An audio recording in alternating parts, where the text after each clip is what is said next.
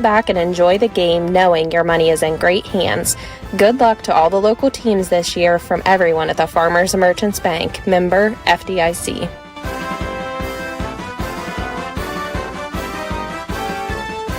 When a loved one dies, the remaining family members are oftentimes overcome with sadness, grief, confusion, and stress. If you are burdened with planning a funeral, let the experience and compassion of the McVeigh Perkins Funeral Home staff ease the difficult situation at hand. Ken and Robin Perkins will guide you through the process of making arrangements. Phone McVeigh Perkins Funeral Home of downtown Caldwell at 732-4223, or their web address is mcveigh-perkins.com. I'm not buying till I check Down Ford.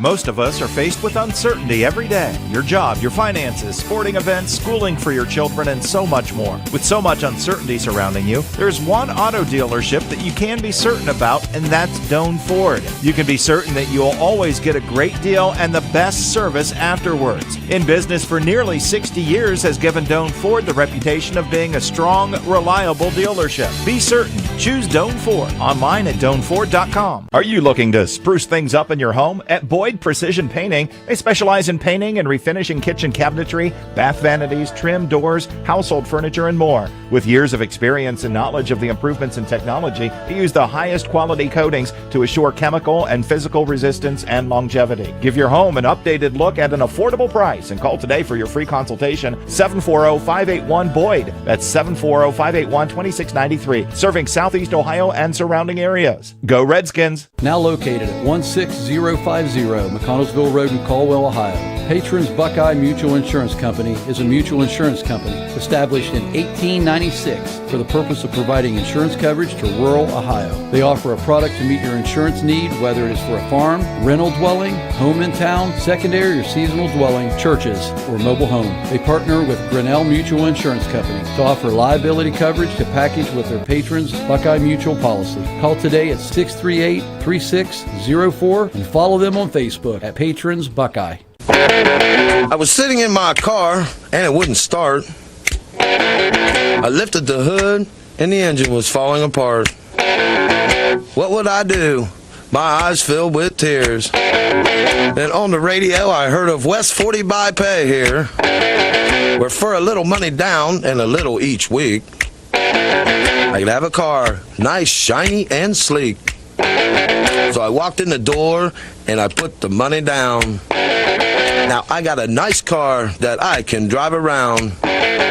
West 40 by Pay here will help rebuild your credit. The corner of Dewey and Route 40 in Cambridge, don't you forget it.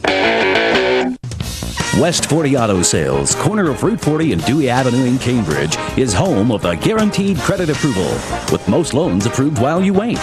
Go to their website to fill out an online loan application, west40autosales.com. You'll also find their weekly special listed there. Where tonight it is the Waterford Wildcats 1-0 on the season, visiting the Caldwell Redskins, likewise 1-0. The band has done their anthem, and now the Caldwell players are being led out with bagpipes by... I think I know that young lady that's leading them out. That's my wife. Well, then you better get an autograph, or at least say she did a good job. She loves it. She just loves doing that. She took up the bagpipes 3 or 4 years ago, and that's one of her many passions. All right.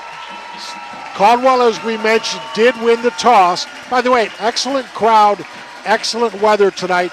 Caldwell wins the toss. Mike, you've got to look at their offense. What are we going to see early on? Starters for the Redskins tonight along the offensive line. At center will be Brody Pitts. He's a 6'1", 265-pound freshman.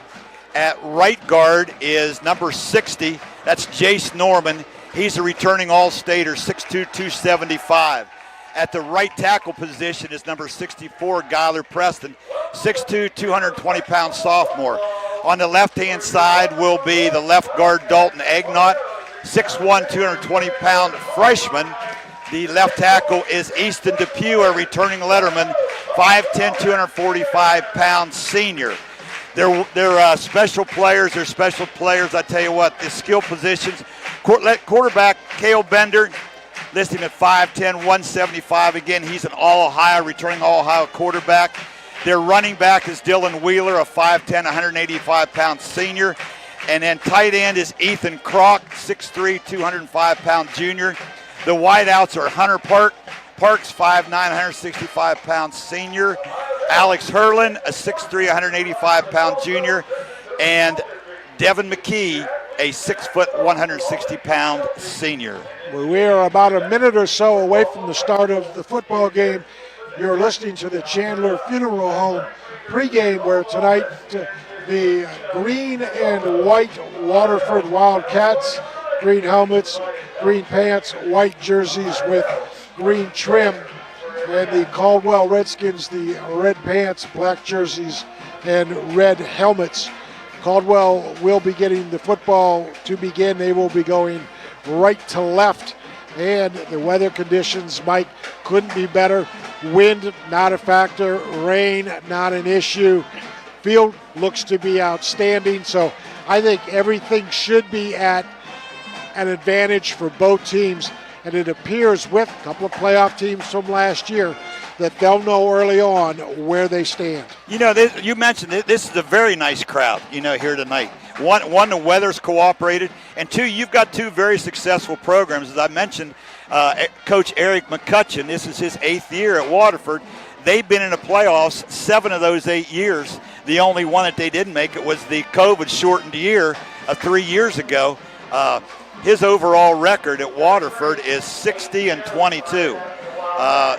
And there's nothing but a lot of tradition here with the Redskin program, too. In fact, the head coach, Chance Rucker, went his senior year in 2016, they advanced to the regional finals with a team that was 10-1. So a lot of tradition in two groups, and I'm looking for a good game here tonight between two solid programs.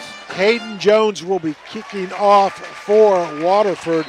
Back deep for the Redskins will be Alex Hurlin and Dylan Wheeler. They're set up on their 10-yard line, and we are just about ready to start what is going to be, we think, a very good competitive football game. Kick is underway. It is going to be fielded by Hurlin at his 15, up to the 30, still on his feet, 37-yard line, so excellent run by Hurlin. Caldwell will have a good field position to begin. Set up in real good field position. Nice job by Hurlin. He came up and fielded that in the fly. The coaches always tell you, don't let the ball hit the ground, and he did. So for Caldwell, the thinking would be test their secondary early? I would think so, because that's where their strength is at. They ran the ball when they had to last week, but not with a whole lot of success. Their strength is putting the ball up in the air. Hurlin and Parks wide. It is Dylan Wheeler in the backfield. Bender will be in the shotgun. Also back there will be Ethan Kroc. Kroc plays some tight end, plays some wing back, H-back. They use him all over the field. That's the thing about their skill position players. They are very, very versatile, can play a lot of positions. Ethan Kroc being one of those. And we've got a stoppage of play as the officials are saying something to the Caldwell sideline. So perhaps a warning about being too close to the field early on. They may want him to back up a step, so we'll see. I see the Redskins sidelines. They've got the picture cards, like you see a lot of the pro teams. Right. They send their plays in that way. Well, Bender in the shotgun. Long snap. He'll keep it. Gets a block from Wheeler.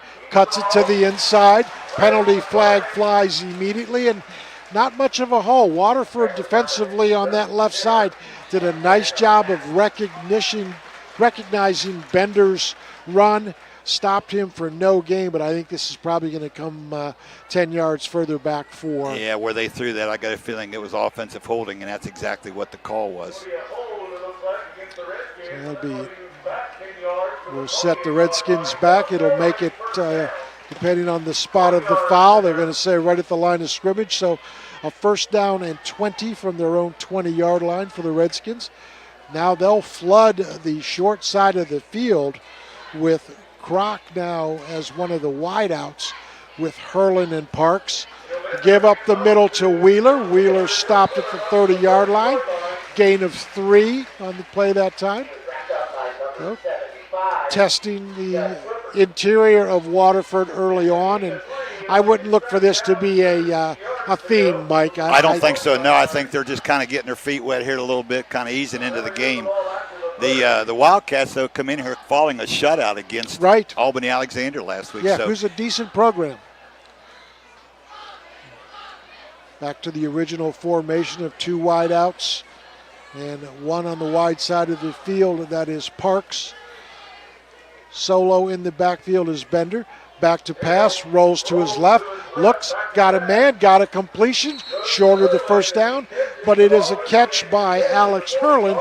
Hurlin with just a little curl route, 7 or 8 yards off the line of scrimmage, just enough to try and get a little bit of field position. So it's going to be 3rd down, and let's call it 8 for the Redskins. Nice job that time by Hurlin. He kind of found the soft spot in that zone, went out and sat right in there. Bender rolling out to his left, and that's a tough throw for a right-handed quarterback to make. Got his foot set, squared his shoulders, put the ball right on the money. So 3rd down for Caldwell. Clock moving, 10 minutes to go here at Caldwell High School. Noble County Fairgrounds, the home of the Redskins. Bender out of the shotgun, rolls to his right, looks, got a man, got a completion, got the first down. It's a catch, and it's a good one by Ethan Kroc. Ethan Kroc, very valuable. They use him so many different formations. Must be very difficult to scout him. There's a young man that's spent a lot of time in the weight room. He's a lot bigger and stronger than a year ago. But I think we got a flag on the play, and I think that's going to go against the Redskins. Ouch. Well, that's going to, depending on the infraction, I think maybe they're going to go with the catch being made and then 10 yards from the catch. So I think it's going to be 3rd down and 12 now. So back-to-back holding penalties going against the Redskins. So a definite passing situation here, 3rd and 12. They are on their own 36-yard line. Clock moving, 9:50 to go. First quarter, Caldwell got the kickoff, and they are on their opening drive of the football game. Bender, solo coverage on Hurlin on the left side, and that's where Bender's looking. He looks, it's going to be short to Hurlin. You know, that's really nice coverage that time by Waterford. Jared Heiss, very nice coverage. Hurlin had absolutely no room, and Bender's pass falls short, and there was a good rush by Waterford. I think this Waterford team, I know it's only the first series, Mike, I think they're going to be pretty good. They will, yeah. They had a nice double team. They knew who the ball was going to go to that time, Hurlin, and Bender not really able to get his feet set on that throw. Like you said, pretty good pressure from the front 4 of Waterford. Jones will be back as Cale Bender will punt, and a fair catch will be called at the 33-yard line. That is the other deep back, Hayden Jones. So Caldwell tries to put something together, not really there. Waterford will have their first chance.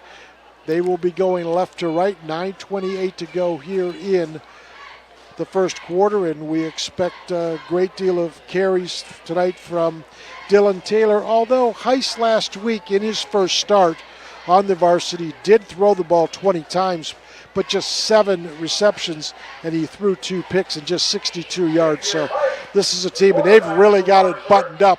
That's the double wing for Waterford, and they're no doubt going to go right up the middle, and just a couple 3 yards that time for Taylor. So they go double wing, trying to block everybody at the line of scrimmage. Only one guy out in the pass pattern. So 10 guys to try and get on 6 or 7.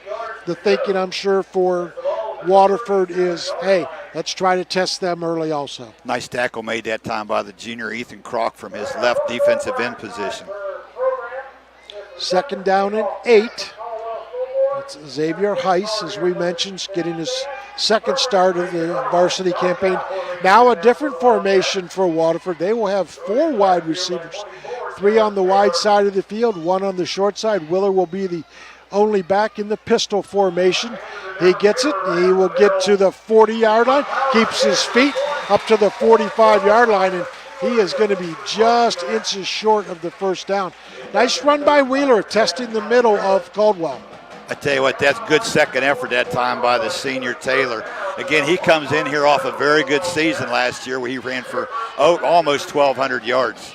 Last week he broke off on that similar play out of the pistol formation, a 57-yard touchdown run. So you've got to wrap that guy for sure if you're the Redskins. So third down, less than a yard. Same formation for Waterford. Now they'll keep wing back in and 2 receivers. It's going to be the first back and only back through. That's Taylor. Taylor has the first down, gain of 2. So that is a first down brought to you by Caldwell Lumber. The kickoff, by the way, tonight was brought by Doan Ford. So our pregame tonight was brought to you by Chandler Funeral Home. Kickoff tonight, Doan Ford. And all first downs will be brought to you by Caldwell Lumber. And that was a Caldwell Lumber first down. Our scoreboard updates tonight is brought to you by Sue Snowd for all of your insurance needs at State Farm. First and 10 for Waterford. They have the football at their own 41-yard line. Short snap. Heiss back to pass. In trouble. Got a man wide open on the far side of the field. Good for 5 or 6 yards. Busted coverage that time by Caldwell, as that is a completed pass to Max Jones. And Jones, whether one of the corners didn't come up to seal Mike or just let him out of the backfield unaccounted for, gain of 6. Heiss was able to bide enough time that right there to allow Jones to get open there in the left flat. Good pickup on first down for the Wildcats. Second down and 4 for Waterford. Heiss now rolls to his right, tries to get a block from his up back. Now will throw it out of bounds. As he was being hit, he launched the pass, thinking that maybe the officials would call an incomplete pass. That's an interesting situation. Is that an official's judgment as to whether that's an incomplete pass or just a gain of maybe 1 on the scramble? They're going to say it's an incomplete pass. Must be because the clock is stopped. Yeah. So heads up play by Heiss. Just as he was about to be tackled near his own sideline, threw the ball out of bounds, and officials say, okay, that's good enough for them, incomplete pass. So it's now a third down and 4 for the Wildcats. They are on the Caldwell side of the field at the Redskin 49. Back to pass again as Heiss got a man, got a reception. That's a good catch by Caden McDougal, and that's going to be good enough for a first down at the Redskin 38-yard line. So Heiss doesn't appear to have a big arm, Coach, but I think he's got an accurate arm. So far, that actually seems to be what's going on. And the Redskins came in here, I'm sure, looking for the run like we did, and they've had some success now through the airways. Yeah, and Xavier Heiss looking good in only his second varsity start. And they have the first down, and they are on the march. Dylan Taylor will remain in the pistol. 4 wide receiver formation for Waterford. Heiss in the shotgun. And he will give to the running back Taylor. Taylor tries to scoot to the outside. Nothing doing. Nice job defensively by the Redskins. Let's give Taylor a couple 3 for his effort. So nice job, and a penalty flag flies. I saw that. That's a late flag came in there by the line judge here on the far side. Personal foul against the Wildcats. I'm thinking that crackback block there trying to spring Taylor. So very well could have been. Yep, that will be a serious penalty from the spot of the foul. So that's a 15-yarder. Yeah, I was going to say that's a personal foul, crackback, I'm sure. So that will make it second down and probably in the neighborhood of about 22 yards rather. Clock moving 5:46, no score. Caldwell and Waterford. Waterford had marched to the Caldwell 38, but a big penalty pushes them back. Officially, it will be second down and 21. And let's see what kind of bag of tricks Mr. Heiss has in this situation. They'll go with the 4 wide out package. Taylor. Delay of game. Yep. They were in that huddle for a few seconds, and that back judge knocks him back another 5. So that's their second penalty for 20 yards here in the game. Caldwell also has 2 penalties for 20 yards here in this first quarter. So again, you've got an inexperienced quarterback there. Heiss is only starting his second game of his career, and they kind of let that get away from him. Well, the situation being after that big 15-yard penalty, having to regroup in the huddle, and not used to that kind of a situation that maybe a senior would have that been in that before. And I think Heiss took some extra time, and perhaps the coaches were being a little bit deliberate also of trying to get the play in. And now Coach McCutcheon wants an explanation. I think he's probably wanting to check on something maybe with the play clock. We don't know for sure, but it's now going to be a 1st and 26 for the Wildcats. So Caldwell setting up defensively, has some opportunity here. A couple of back-to-back good plays of maybe forcing the punt situation and getting the ball back with decent field position. Yeah, the thing you want to do right now if you're in a Caldwell secondary is make sure to keep everybody in front of you. Don't let anybody get behind you here.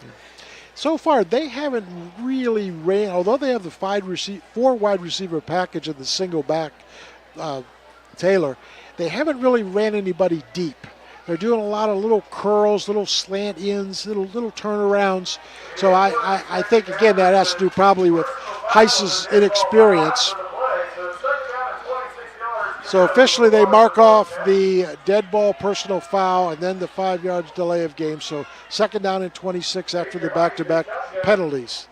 Heiss, short snap, looks long, got a man, got a catch, and it's a good one. That's a nice ball right over the middle to Caden McDougal. Tell you what, all he did was just a little skinny in, and Heiss put the ball right on the money. They gave him time, and I tell you what, you were right. He has been very accurate with his throws so far here in the first quarter. Well, now another situation where it's 3rd down and manageable. Clock moving at 4:45. This is the second possession for Waterford. And they will have it 3rd down, and let's go with 5. 3 wide receivers, a wing back, and Taylor as the running back. Back to pass is Heiss. Gets some pressure, rolls out, got a man, got a catch, wide open, down to the 10-yard line, and good for another 1st down for Caldwell is Max Roberts.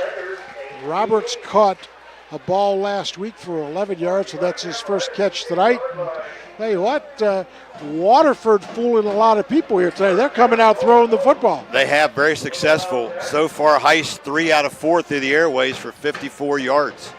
1st down brought to you by Caldwell Lumber. That's a Caldwell Lumber 1st down, although we certainly wish it would for the Redskins, but nevertheless, it's a 1st down for the Waterford Wildcats, and they are marching. They've got the ball right at the 10-yard line, and it doesn't look like they can get a 1st down inside the 1, so it's going to be 1st and goal from the 10. Heiss, under some pressure, looks, overthrows his intended receiver, Roberts. And that was really good coverage that time by Bender in the corner of the end zone. Also helping out was Dylan Wheeler, so double coverage that time for Caldwell, and a nice job defensively. It's going to be 2nd down and goal from the 10. Also pretty good pressure put on that time by the defensive end, Ethan Kroc. That was one of the few times that Heiss really hasn't had time to set up and throw the football here in the first quarter. My guess, too, Mike, is that they're probably in 4-down situation. Oh, without a doubt here. I don't know whether they have a kicker or not. I have no idea. Right. So, that kind of changes the play calling a little bit. 4 wide receiver package. It will be Taylor and Heiss in the backfield. Now Heiss rolls to his left, looks to the end zone again, throws his man. That's also intended for Roberts again. And good coverage that time by Alex Hurlin for Caldwell. So, for Caldwell, hey, 2 straight stops, not bad. Now, he's surprised a little bit that Waterford didn't try to run the football on 1st or 2nd down. Exactly, pick up a little bit of yardage, yeah. Because now it's almost a sure passing situation. Or so we would think. Unless they come with maybe a draw or screen right here. Well, they're going to go with that a power backfield. Now they send Taylor in motion. Yeah, Taylor out. They get him the ball coming out of the backfield, and he's going to go into the end zone. So he goes in unchecked. Just a little swing out of the backfield. Nice play call by Coach McCutcheon and his gang, and Caldwell unable to adjust to that backfield catch and the touchdown. So that makes it 6-0, and now they will attempt an extra point. Will the Waterford Wildcats on a 64-yard drive. Let's see, they're going to try, and Riker Hutchins is going to try the extra point, and it is going to be wide left, so keep your eye on that. We're going to take a break. 3:30 to go, first quarter. Waterford on top of Caldwell, 6-0. We'll be right back. How can you select from insurance companies offering you lizards or ducks? When it comes to protection for your home and auto, you want a company that provides quality insurance products and personalized, fair, friendly claims service. WB Green Insurance represents Westfield Insurance. Their reputation is based on sharing knowledge and building trust. Westfield has been around the neighborhood over 150 years. WB Green Insurance welcomes the opportunity to quote your home, car, and business insurance. Don't be fooled by lizards and ducks. Call 439-1329.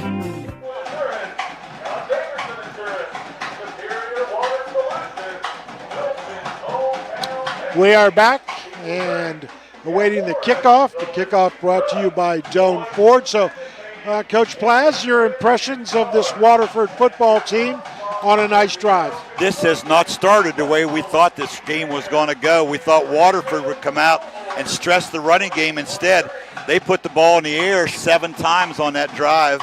The junior Xavier Heiss completing 4 of those for 64 yards and the opening touchdown. So the Waterford Wildcats take the early 6-0 lead against the Redskins. The Redskins' first deficit of this young season. That pass was to the running back coming out of the backfield. That's a nice call that time by Coach McCutcheon and his staff. That 10-yard pass. So kicking off for the Wildcats will be Hayden Jones. Back deep will be Dylan Wheeler and Alex Hurlin for Caldwell. So the Redskins had put together a promising first drive, but it was stalled by penalties. Ball picked up by Wheeler. Wheeler cuts to the right side of the field, now cuts it back inside, gets to the 27-yard line, and that's where the Redskins will begin after the Doan Ford kickoff. So, and Howard, the thing we failed to mention about the Waterford Wildcat drive, too, they overcame a 2nd and 26 situation. That's exactly right, by throwing the ball. And the secondary was supposed to be the strength of the Caldwell defense coming into the season.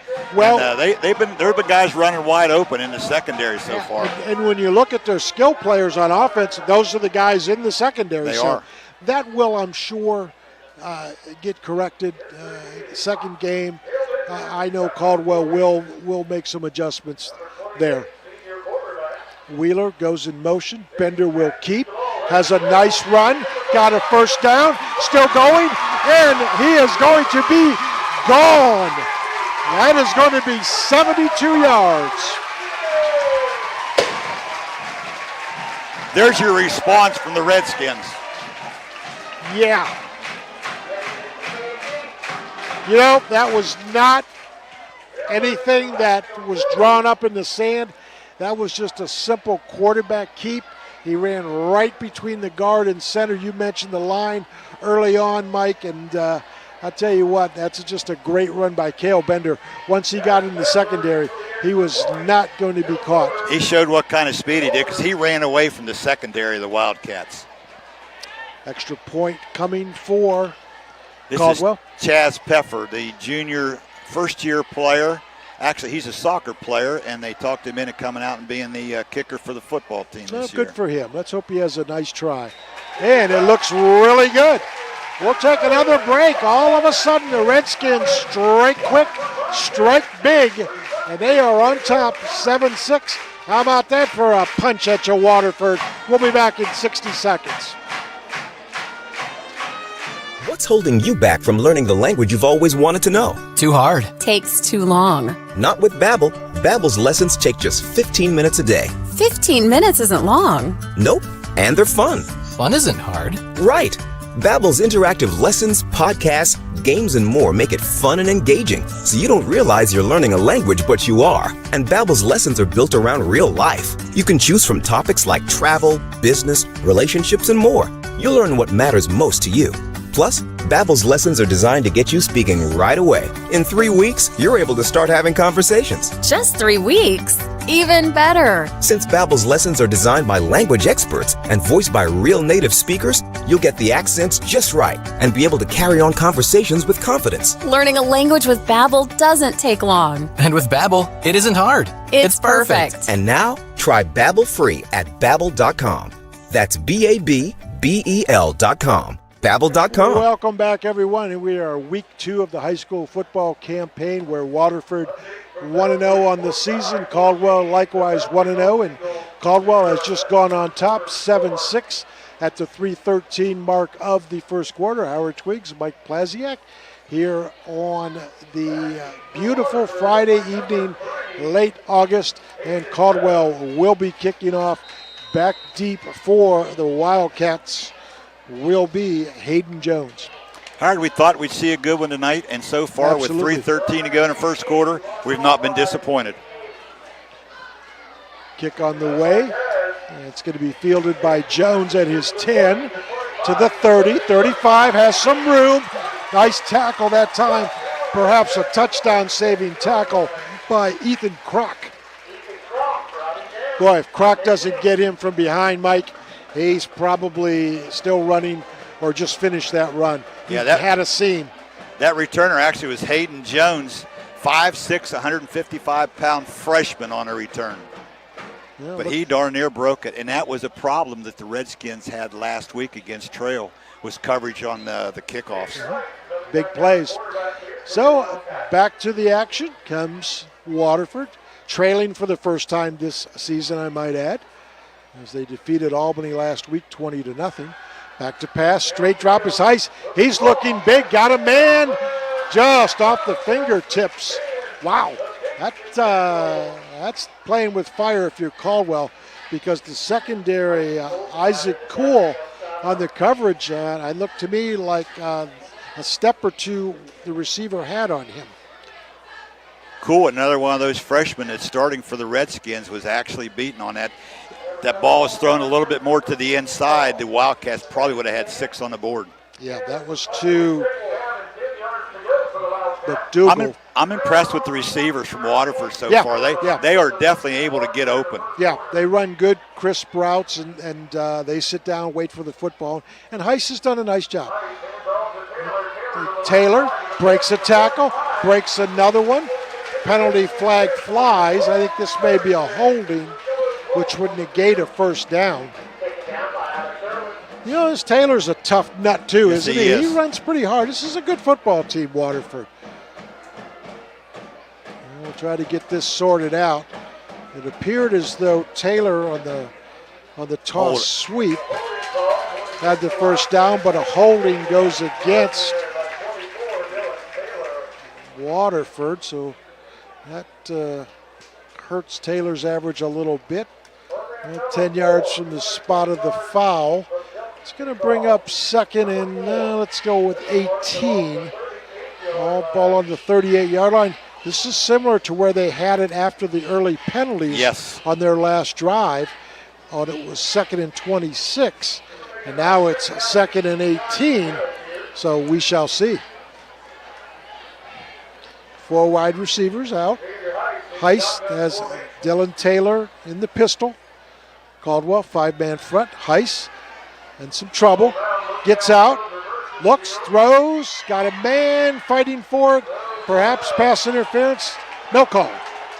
Coverage that time by Isaac Cool on the receiver for Waterford. That's Max Robertson. That didn't make the Waterford people very happy. I was told by one of the coaches this week that you do not have to play the football in high school. If that play right there was made on a Saturday or a Sunday with college face guarding or the NFL, that's a face guarding call, and that's pass interference. At the high school level, there is no such thing as face guarding, and I did not know that until this week. And then a good no call. Yes. So 3rd down and 18 from their own 38. 7-6 Caldwell over Waterford. 2:25 clock stopped after the incompletion. Now Dylan Taylor flanked out, and Heist drug down from behind. Sacked that time by the Redskins. Coming up big for the Skins is Owen Hunt. Owen Hunt on the sack. How about Caldwell coming up defensively with the big stick? Owen Hunt, not a big guy, 5'9", 165 sophomore, played big there. He's one of those guys filling in on the inside this year for the departed seniors, Marshall Sayer and Colby Langley, and that's his biggest play of the season so far. Hayden Jones will punt it away for Waterford. Ball will be on the 30. Jones, short kick. That's going to be a major break for Caldwell. They're going to have the football inside Waterford territory. So a shank that time by Jones, and that sets up Caldwell in great shape. Now, Coach, you know this team very well, and you know all about coaching. What's the saying? Quick turnarounds or quick. Try to strike deep. Yes, yeah. I look for Hit maybe a big. play action here. Yeah, hit them big, a sudden change of field position, whatever you call it. So the point I'm trying to make is Caldwell may be looking to try and strike big here on the quick change of possession. You've got Alex Hurlin out here, split out left against number 13. That's Jared Heiss, 6-foot junior. They'll throw it, wide open, got a man, got a catch, got a first down. That's good for Ethan Kroc. So Caldwell stays a little conservative after the change of possession, but good enough for a first down. And they march to the Waterford 36-yard line. Under a minute and a half to go in this first quarter. Caldwell on top, 7-6, and they are threatening. 1st and 10 are the Redskins. They will have Dylan Wheeler in the backfield with Bender. He will get the football. He's got good running room down to the 29-yard line. Wheeler that time on a little delay handoff. I think caught Waterford guessing, and a nice job that time by the Redskins. And they're going to go quick tempo right up to the line of scrimmage here. Clock moving quickly here in this first quarter. It's going to be another run by Wheeler, and he will be just a little bit short of the first down. So it's going to be 3rd down and let's call it about a half a yard. Caldwell perhaps might try to just play out one more down here in this moving clock of the first quarter at 25 seconds. Yeah, they're going to have to run at least one more play because the play clock is about 2 seconds behind the play clock down in the end zone. Well, let's see what Caldwell elects to do. And now they're going to shift Bender out to a wide out and bring in Ethan Kroc as the quarterback. And in the Wildcat, Kroc gets the first down. So there's that man again, Ethan Kroc, running the Wildcat. So after 1 quarter of play, it is Caldwell 7, Waterford 6. It's a good one. We'll be right back. Everyone's looking for an encouraging sign in today's economy. The fact is, you'll find one right here in Caldwell at State Farm Sue Snowd's office. Because State Farm agents like Sue have been here helping people protect the things that matter most. That's why more people trust State Farm, and they consider that a very good sign. See State Farm agent Sue Snowd at 400 East Street, Caldwell. Sue Snowd State Farm is a proud supporter of high school sports. Hey football fans, Laborers Local 530 in Zanesville, Ohio is cheering on all the local high school teams this year. Serving Muskingum, Perry, Noble, and Guernsey counties, Local 530 represents around 400 skilled men and women in the building and construction trades. They work with over 100 signatory contractors, providing committed and experienced laborers for building, heavy highway, and pipeline construction. For more information, give them a call at 740-453-1214. Good luck to all the teams from Laborers Local 530. We are going to begin second quarter play, and reminder that first downs are brought to you by Caldwell Lumber, and any kickoffs are brought to you by Doan Ford. Chandler Funeral Home was part of our pregame coverage, and Sue Snowd, State Farm Insurance, is responsible for scoreboard updates, and we will have halftime reports coming up, as well as the play of the game, the drive of the game, and the player of the game, also the post-game report. So plenty to talk about as we go along. We begin the second quarter. Caldwell going left to right. Bender gets his man in the backfield. Coming out of it is Wheeler. Wheeler down inside the pylon. I think he's just short. So a little swing pass. And it's going to set up a 1st and goal for the Redskins. So another first down by way of Bender's arm. You know, early on, it looked as though Waterford was really kind of beating up the Redskins, but they have responded, and they were really sparked by that long Bender run. Well, on Caldwell's first possession, the drive was basic. Yeah, that hit him back. They were basically stopped by 2 big personal foul holding penalties against them. So Wheeler runs it in from 1 yard out. Dylan Wheeler on the touchdown run.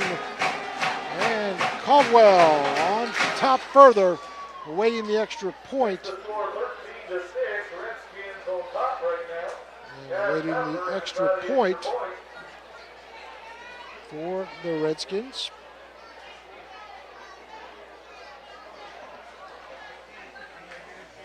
So 13-6. Caldwell leads. Kick on the way.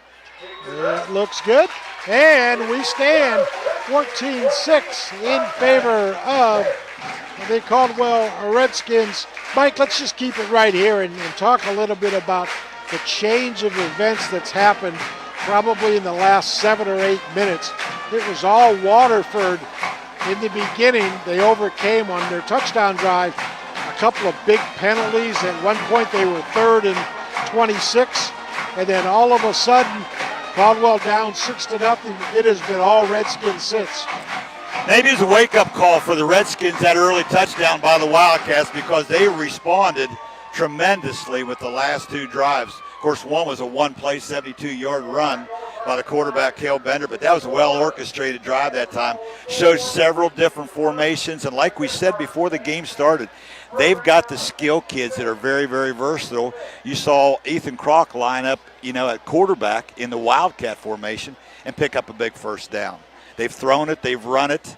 Their offense, the last 2 drives, was more what we expected to see from the Redskins when this game started.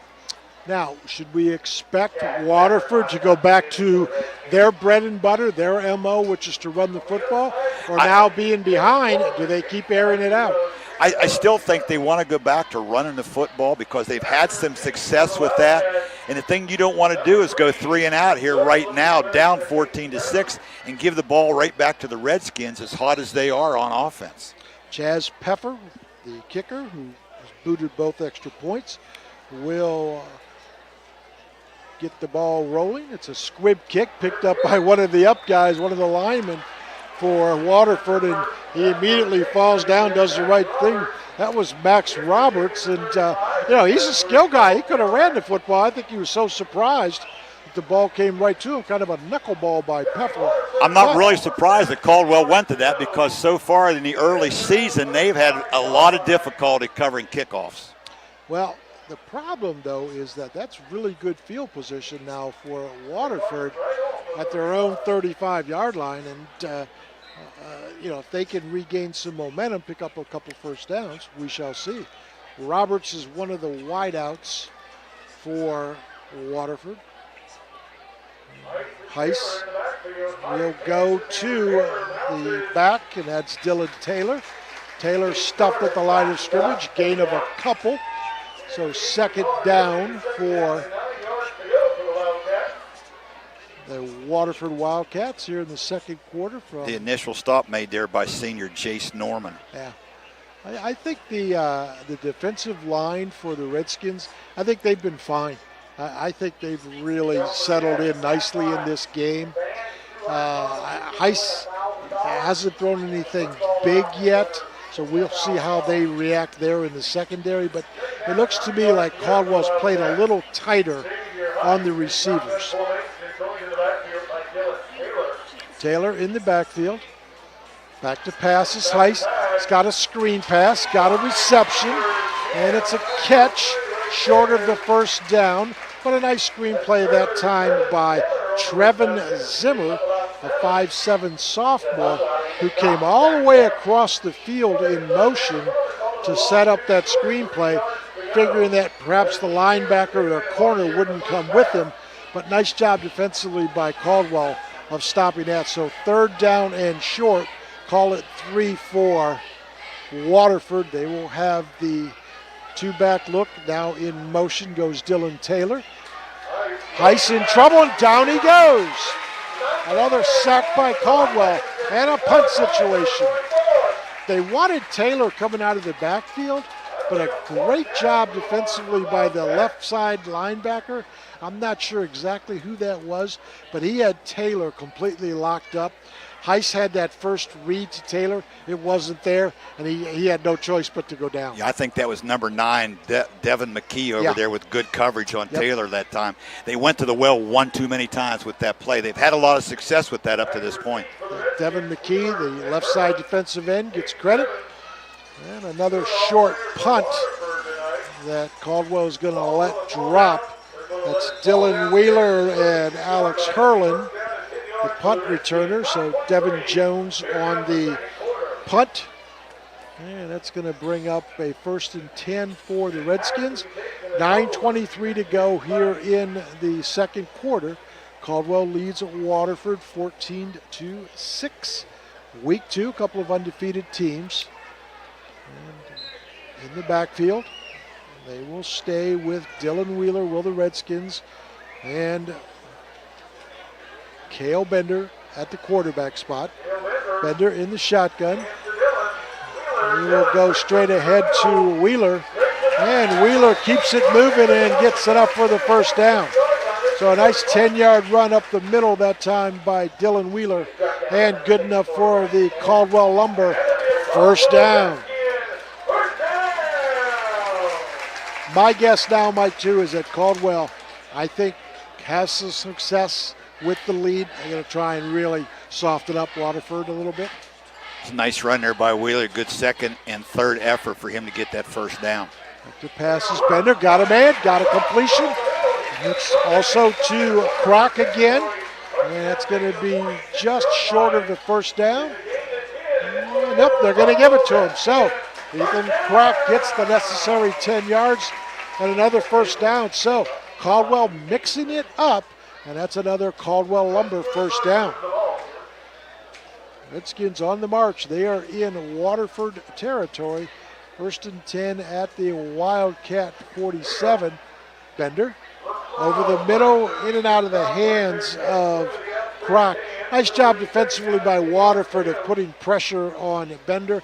I think he threw it just maybe a half second before he wanted to.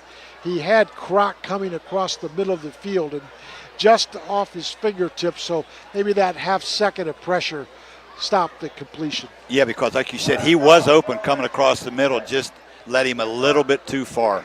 2nd down and 10 for Caldwell. At the 47-yard line of Waterford. Wheeler remains in the backfield. Back to passes, Bender. He will look to the sideline, got a man wide open. It's going to be 6. Gone. Alex Hurlin. 47 yards. How about Alex Hurlin?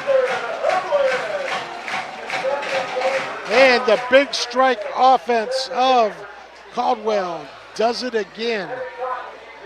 That's the home run hitter right there. Yeah. Well, that was just a sideline go, streak route. Yes. Nothing fancy about that. He just beat the corner, and Cale Bender did a nice job of laying it in. He did. Didn't try to be too exact with it, threw it up near, put a lot of air underneath it, let Hurlin run underneath it for an easy 6 for the Redskins. Chaz Peffer They're actually going to go for two. For two. Okay, all right. At 20-6, they're going to try and get the deuce. Bender looks for Wheeler. Wheeler stretches in the end zone. No good, just short. So we stand at 20-6. We'll take a break here. 8:20 to go, second quarter.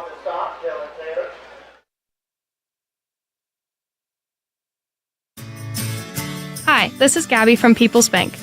I'm here to tell you about People's Bank's new CD special. It is so good, you need to stop by any People's Bank location today and ask your banker to tell you more. Or visit pebo.com. This special will not last long. You must open your account by September 7th. People's Bank. Working together, building success. Member FDIC. Hello, this is Brian Chandler from Chandler Monuments. Every monument tells a story, and every story deserves to be told. Stop in and let our staff at Chandler Monuments help you create a lasting memorial for your loved one. We are the largest, most affordable monument dealer in the area. Our outdoor showroom provides you with the best granite at the best pricing. Contact us today at Chandler Monuments, 740-732-1311, or visit us on the web at chandlermonuments.com. Creating enduring memories, Chandler Monuments. What a change of events here at Caldwell, Howard Duval Field, where it's now Caldwell 20 and Waterford 6. So the Wildcats, I think, being shocked here at how fast and quick this Caldwell team can strike. This is kind of what we expected to see out of the offense from Caldwell. A little slow getting started, but what a response we've seen from them after the initial touchdown from the Wildcats. Hayden Jones will be back deep, awaiting Chaz Pepper's kick for the Redskins. And that's a Doan Ford kickoff. Kick. Yep, same thing. Picked up this time at the 20 to the 30, 33, and up to the 33-yard line is Trevin Zimmer. And again, Waterford with decent field position, but the Caldwell defense has certainly buttoned it up. Now, if you're Waterford down 2 scores, you probably have to start thinking about airing it out.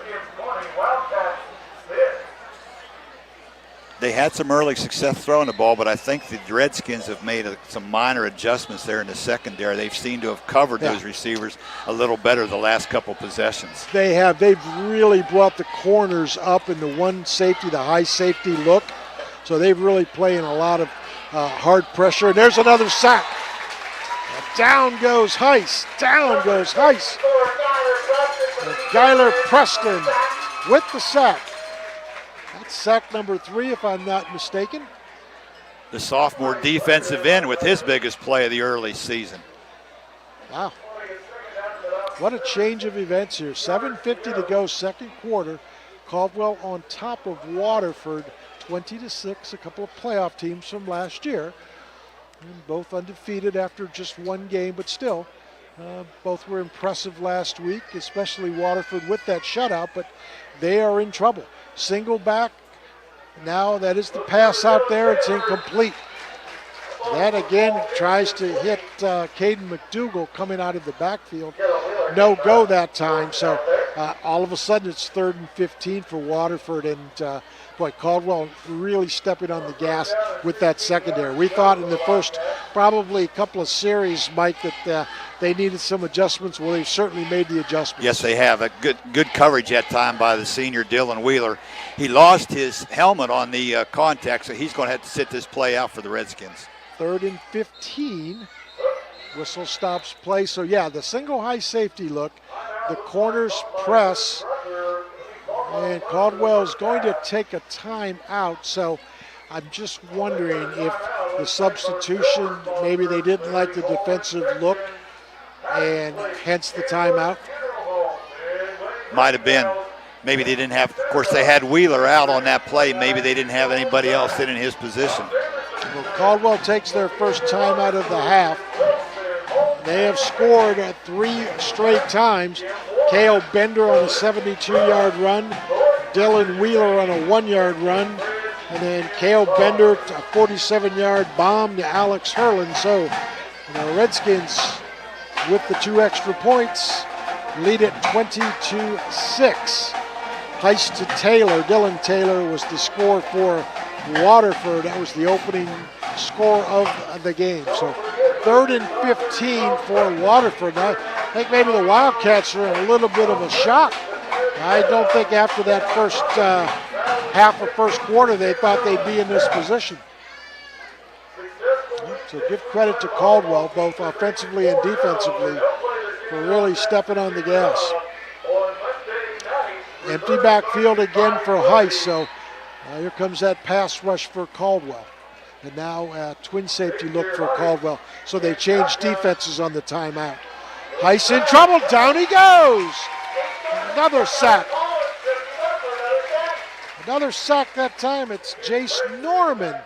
And that is sack number 4. And I'll tell you what, Ice is going to need some ice if this keeps up, because he's taking a beating, especially when he's got nobody in the backfield to chip one of those defensive linemen, and they're just coming right at him, as evidenced by that easy sack. Right, that's a nice play there by the senior defensive lineman. Again, he's another returning All-Ohio player for the Redskins this year.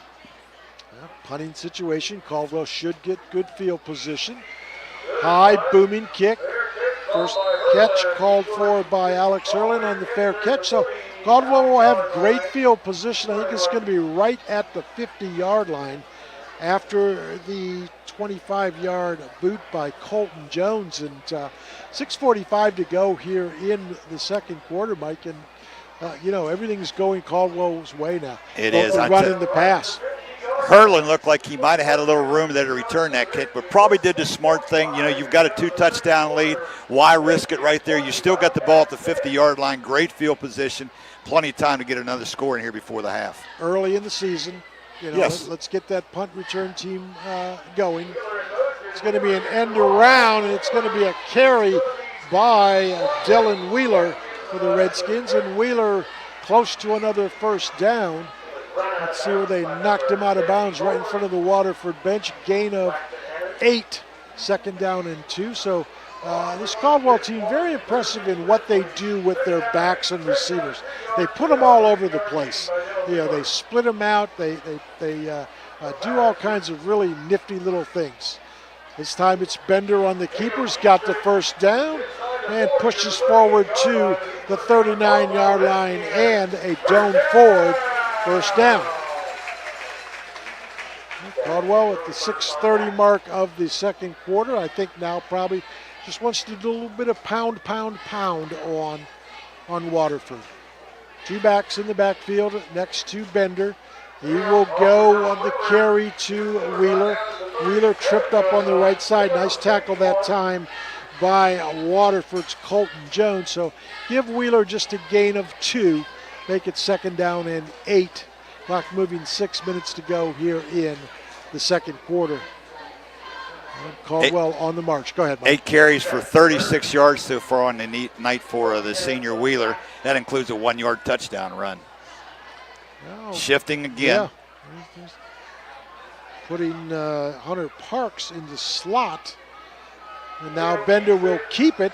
Bender breaks containment, gets the first down, gets down to the 23-yard line, and I don't think Waterford at this point has an answer for Caldwell's offense.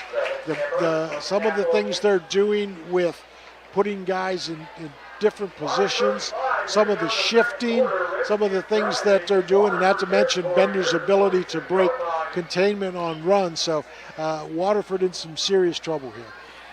If you're a defensive coordinator playing against the Redskins, they give you an awful lot to prepare for. They sure do. And my guess is that some of the things they're doing tonight, they did not do last week. Right. There's things they didn't show last week that they are showing tonight. Bender, back to pass, got a man, got a completion, got a first down, all the way inside the 10, down to the 6 is Alex Hurlin, the big play receiver. That's a Doan Ford first down, and a good one, and it's going to be 1st and goal for the Redskins again. Wow. This Redskin team will be heard from again this year. Make no doubt about that. Bender 7 of 9 on the night for 124 yards and a touchdown. They're looking for more. 1st and goal from the 7-yard line. Bender will give to Wheeler. Wheeler stuffed and not much running room. So nice job that time defensively by Waterford. That's Dylan McCutcheon, 5'8", 215-pound freshman. So a nice job from his defensive interior position. So no gain on the play. Make it 2nd down and goal from the 7 clock, moving 4:15 to go here in the second quarter, and the Redskins leading 20-6 over Waterford. Let's see where Hurlin's going to be lined up. Hurlin's going to be lined up. He's on the short side over there. Yeah, let's see if they go that way. Bender has in motion Parks. Parks will now flood, and Wheeler replaces Parks, and he is stopped again at the line of scrimmage. So they vacate Parks from the right slot, move him to the left, and they try to fill Wheeler in on the carry, but a nice job by Waterford of seeing what was going on. And another nice tackle, another no gain. So 3rd down and goal from the 7. 2 good defensive plays in a row here by the Wildcat defense. They actually had 2 big goal line stands against Alexander last week to keep them out of the end zone. Now trips to the wide side of the field. It's going to be Wheeler again. Wheeler gets to maybe the 4-yard line. So decision time, do you bring in Peffer or do you go for it on 4th and goal from the 4-yard line? He's kind of an inexperienced kicker, so I look for them with this position to just go ahead and go for it on 4th down. Looks like that's what they're going to do. Well, keep in mind that if they fall short, Waterford's got a long field to go. And very little time left here in the first half. The clock moving at 2:45. In motion is Kroc. He will line up now with the wingback spot. And they're going to go with Bender on the keeper. And he is absolutely stuffed. Well, give credit to Waterford, Mike. You said a couple of goal line stands that last week. That's 3 nice defensive plays for the Wildcats, and they turn it over on downs to the Redskins. Nice job by Waterford. And I think if Waterford had a chance to stay in this football game, that was a must for them right there. I don't think they could afford to go down 3 scores with very little time left in the second quarter and think they were going to be able to make a game out of this. Yeah.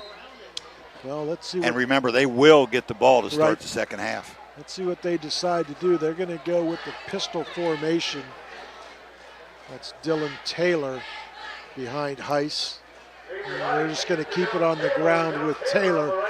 Taylor goes to the right side for a gain of 3 or 4. Defensively that time for Caldwell on the bottom of the pile. A couple of guys, including, I believe, making the tackle, Alex Hurlin, coming up from the corner spot. So I don't think Waterford's going to do anything fancy here. I think they're just going to try and run out the clock. You can see there's no pace to them. They are very deliberate in what they're doing. They're taking their time getting the play off. If you're trying to get a score here, you're going rapidly, and they're not doing that by any stretch right now. They're just trying to run this clock out. And Caldwell still has 2 timeouts, keep in mind. Straight ahead is Taylor, and he is stopped. Does Caldwell take a timeout? I would think they would right here. You got 2. Yep, and somebody said something. Somebody said something at the bottom of the pile, and it's going to cost somebody dearly. If it's, we won't speculate. We'll just say that it's a personal foul. Boys will be boys, won't they? Absolutely. Trash talking at the bottom of the pile.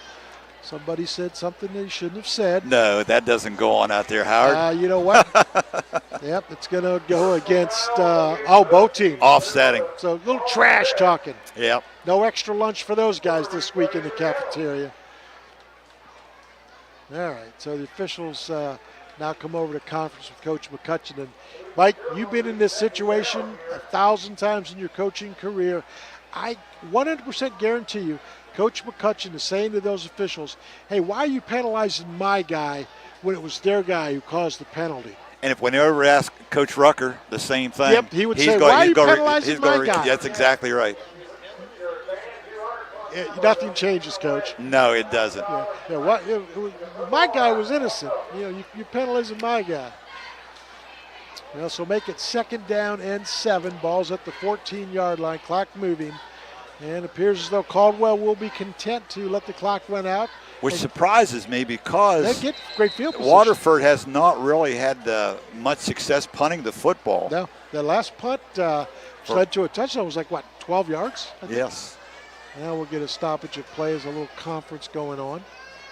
A little air time for the officials.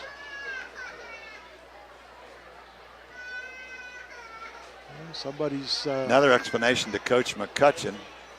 You know, that's frustration, too. Again, Mike, you've been there. Oh. It's frustration. I guarantee you, Coach McCutcheon right now, all he wants to do is get through the rest of this first half, get to the locker room, make some adjustments, only being down 2 scores.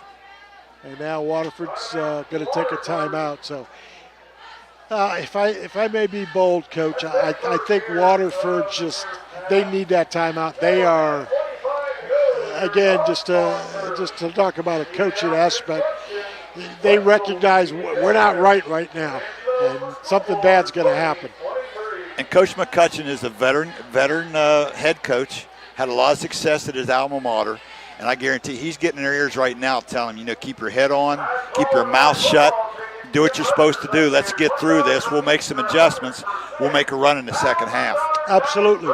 Again, as you mentioned very astutely, Mike, they're going to get the ball back in the second half to start the second. So if they can get out of this, and Caldwell doesn't look like they're going to use their timeouts, if they can get out of this down just 2 scores, I think that extra point try by Caldwell, where they elected to go for 2 and didn't get it, rather than taking the extra point, that could perhaps play a factor later in the game. We don't know at this point, but if it gets to be crunch time, it may be an issue. This will be an interesting play call here for the Wildcats, because if they decide to throw it on 3rd and 7 and don't get it, that'll stop the clock, and that's going to give the Redskins a little over a minute to get something mounted offensively. And 2 timeouts. And 2 timeouts, correct. Well, if I'm Coach McCutcheon, I say, listen, boys, we're going to line up, we're going to run it, and then defense, we're going to punt it. You've got to do your job. They will stay with the pistol formation with Heiss. And he fumbles the snap, and he is going to go down. That's going to get sack number 5 for the Redskins. That was junior Ethan Kroc on that sack. Kroc, that linebacker, a defensive end, kind of swing guy. And now I believe Caldwell takes the timeout. In big trouble for Waterford. Because they've had trouble with the punt game here the whole first half. And I think their best punt of the first half has been only like 25 yards. Yeah, Colton Jones is their punter. And he will be punting from deep in his end zone here. Again, we've got 1:16 to go in the second quarter. Now, if you're Coach Rucker and you got the lead, go for the block or do you go for the return? I think you go for the return right here. You don't want a chance, I think, of roughing the kicker penalty. Give them a first down and give them the ball back. Because regardless, as difficult as they've had punting the football here, they surely will get the ball in good field position. Hayden Jones is going to be the punter. So a little bit of a switch there. The returners, Wheeler and Hurlin, are lined up at the 35-yard line. Yeah, Caldwell's going to have great field position. Let's see what kind of rush the Redskins put on. 1:16 to go. And punt's a decent one. Fielded at the 35-yard line. And that is Wheeler. Wheeler breaks a tackle, breaks another one. And all of a sudden, he's at the 11-yard line. Plenty of time for the Redskins to strike again. Well, it looked like the ball is actually coming to Hurlin, but I tell you what, Wheeler was very aggressive on the return there. Yeah. Cut in front of Wheeler and made a nice return. So the Redskins are in great position to add one more score here before the half. That's one of those seniors over the juniors. Hurlin the junior and Wheeler just saying, my turn. Sorry, your turn's next year. Now Wheeler's going to stay in the backfield with Bender. He's going to have Alex Hurlin in the slot. Ethan Kroc lined up wide left. Boy, they use Kroc all over the place. That is trouble right there on that left side. He's going to look. He's going to look again. Now he's going to run. Bender to the 5, inside the pylon, and a touchdown. Dale Bender with a touchdown run. That is his second touchdown run of the night. Now let's see if they decide to go for the extra point with Pepper. Looks like they're going to line up and go for 2 again. Kind of surprising. Yep. So, I think they proved with Pepper that they can kick the extra point. Yes. Oh, he's drilled both of the ones he's attempted. I think they're just working on the 2. Bender on the keep, and it is good for 2. 28-6. It is Caldwell in a real shocker over Waterford. I think the Waterford guys are just shell-shocked, Mike. I'm looking at some of their guys on the sideline, helmets off, kind of just wondering what's going on. They certainly did not expect this deficit. No, and I tell you what, the last couple times on defense, the Redskins have really kind of flexed their muscle a little bit. Heiss has had a difficult time even getting passes off. Yeah. We don't know what kind of pass rush Alexander had last week. Heiss was 7 of 20 last week, but he has been sacked 5 times tonight here in just the first half. So. Right, 5 times for a negative 30 yards. Yeah. Through the airways, when he's been given time, he is 5 out of 11, 72 yards and a touchdown.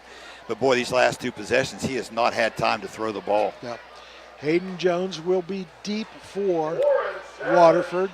59.3 seconds to go in this first half. Chaz Pepper, the 6'3 junior soccer player, will do the honors for Caldwell. And Waterford, same situation they were just in. Got to get a first down to keep the clock moving, and nothing through the air. Well, Pepper sets it up. And we are awaiting the kick. There's the whistle. Let's see if he kicks it short again. That's a little bit better kick that time, down to the 20, to the 30 by the Wildcats. That's Trevin Zimmer.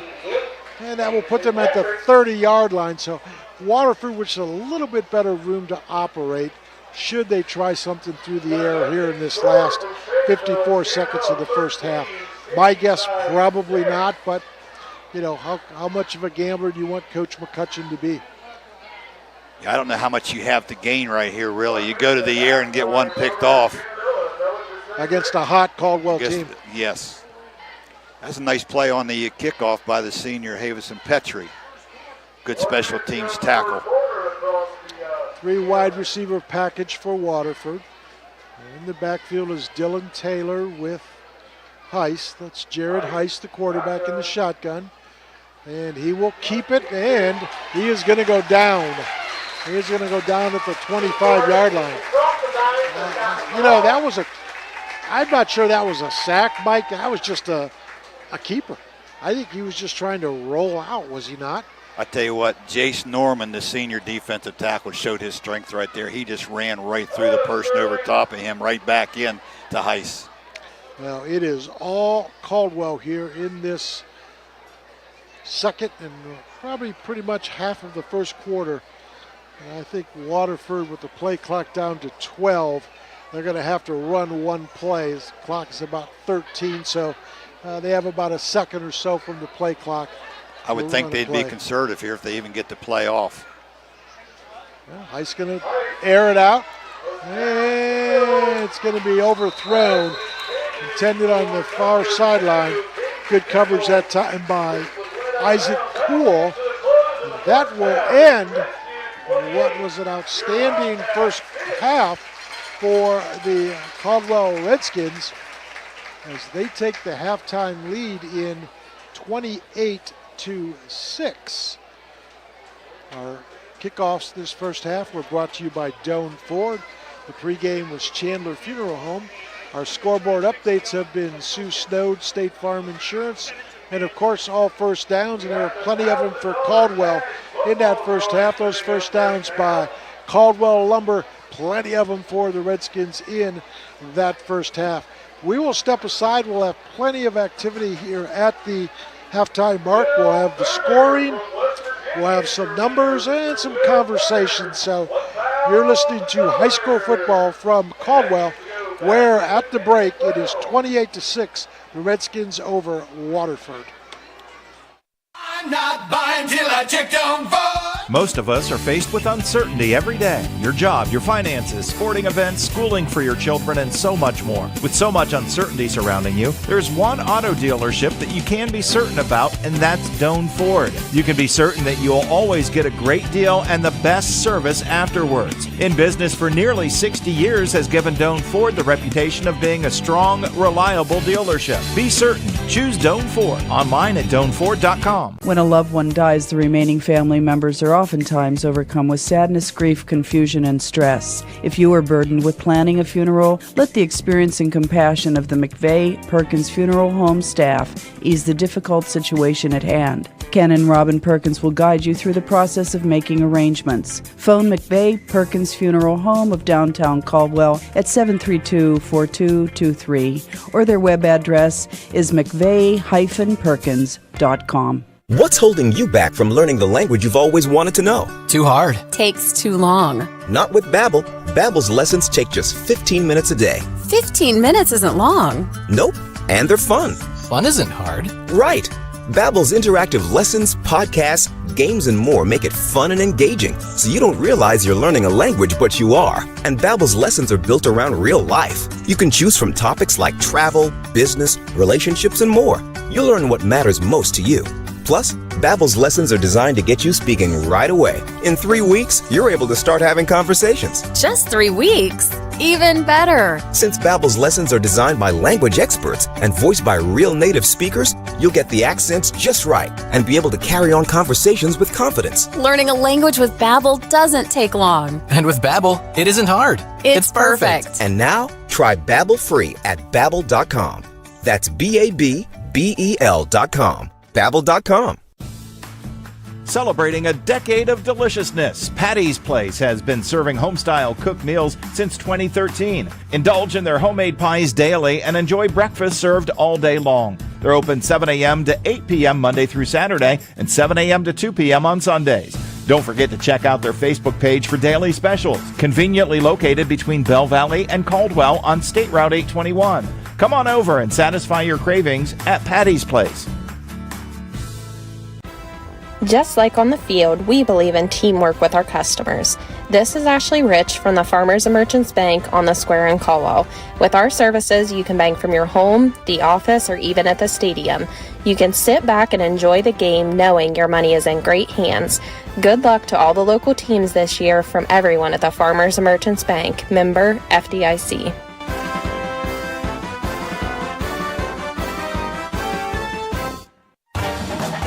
From the Ohio News Network, this is the Ohio Education Association Tonight in High School Football. Named Best Sports Program in the Country by the National Association of State Radio Networks. Tonight in High School Football is presented by Beck's Hybrids. Now here's your host, Skip Mossick.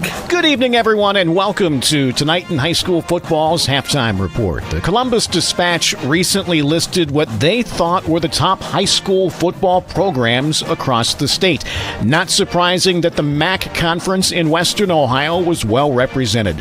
One of the all-time greats to play in that conference was our own Jim Lachey. We'll talk about that with Jim next on the Ohio News Network. I'm Ohio Education Association President Scott DeMauro, and on behalf of the OEA's 120,000 members, we're proud to bring you tonight's game. Our members are the public school educators who coach your kids on and off the field because we believe in the potential of every student and their right to a high-quality public education, no exceptions. That's why we will continue to speak in one voice to demand the supports and resources our public schools need, because public education matters. Every farmer has their reason for why they do what they do. For Becks, it's faith, family, and farming. Since 1937, the Beck family and family of employees have been committed to honoring God and helping farmers succeed. Farming is full of extremes, and we face the challenges with hard work and steadfast determination, delivering quality line of products backed by legendary customer service. We look forward to standing by your side, supporting you as you live out the life you were meant to live. Becks, when it comes to farming, we believe in something more. This is Tonight in High School Football on the Ohio News Network. Once again, here's Skip Mossick. We are presented by Beck's Hybrids. At Beck's, they are and will remain farmers at heart. And welcome back, everyone. Halftime of your game. We're joined for a few minutes this evening by former OSU All-American and NFL All-Pro Jim Lachey, the pride of St. Henry High School over in Mercer County. And, Jim, the Columbus Dispatch had a recent poll listing the top high school football programs here in the state. It is not surprising that the MAC was well represented with 3 teams in the top 20. Considering the size of those schools, Marion Local, Coldwater, and Versailles, how impressive is it for them to be listed alongside the big Division I Cleveland, Cincinnati, and Columbus area schools? Well, the proof's in the pudding, Skip. These guys have gone out there year in and year out and won championships. Marion Local, 13 state championships, most of those under the guidance of head coach Tim Goodwin, who's done a fabulous job. I think that's the most in the state right now. Then you throw in what Coldwater Cavaliers have been able to do, 7 in football with Chip Otten as their head football coach. A lot of those coming in the last couple of years. Minster, they've done a lot in a lot of the girls' sports and all those type of things. But when it comes to football, those 2 schools, St. Henry, you can throw them in there. They've had 6 state championships in football. Versailles has been very successful, too, among different divisions. So, you really didn't know it. If you lost 1 or 2 or 3 games, you thought your season was over. And then depending on what division in, you might have a chance to win a state championship at the end of the year with this playoff format. So it's been very beneficial for the MAC football conference. They've done a great job of kind of getting battle tested through the season. And then once they get into playoffs, they kind of have the ability to turn it on. But impressed last year, too, New Bremen, who for a couple of years thought about getting out of the MAC conference. Now they've got 2 state championships in football, too, just recently in Division 7. So the whole conference from top to bottom is tough. It's been pretty impressive what they've been able to accomplish the last 50 years. No surprise that it's listed as one of the top conferences in the state. And Jim, and while the size of those schools over there in Western Ohio may be small, the attendance at those games on a Friday night is unbelievable. Why is high school football so important to those communities? It's just, number one, they really don't have many programs with soccer, so that's for the boys. That's a lot of, what they've grown up watching. On Friday nights was their uncles playing, the fathers playing, the brothers, older brothers playing, and now it's their opportunity. So that's kind of just what everybody did.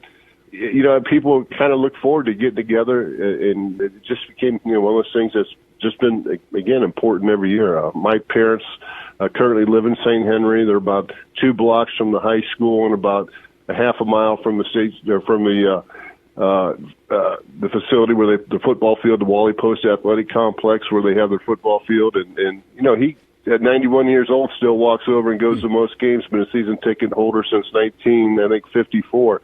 So there's a lot of tradition, a lot of history, and that's what people do on a Friday night.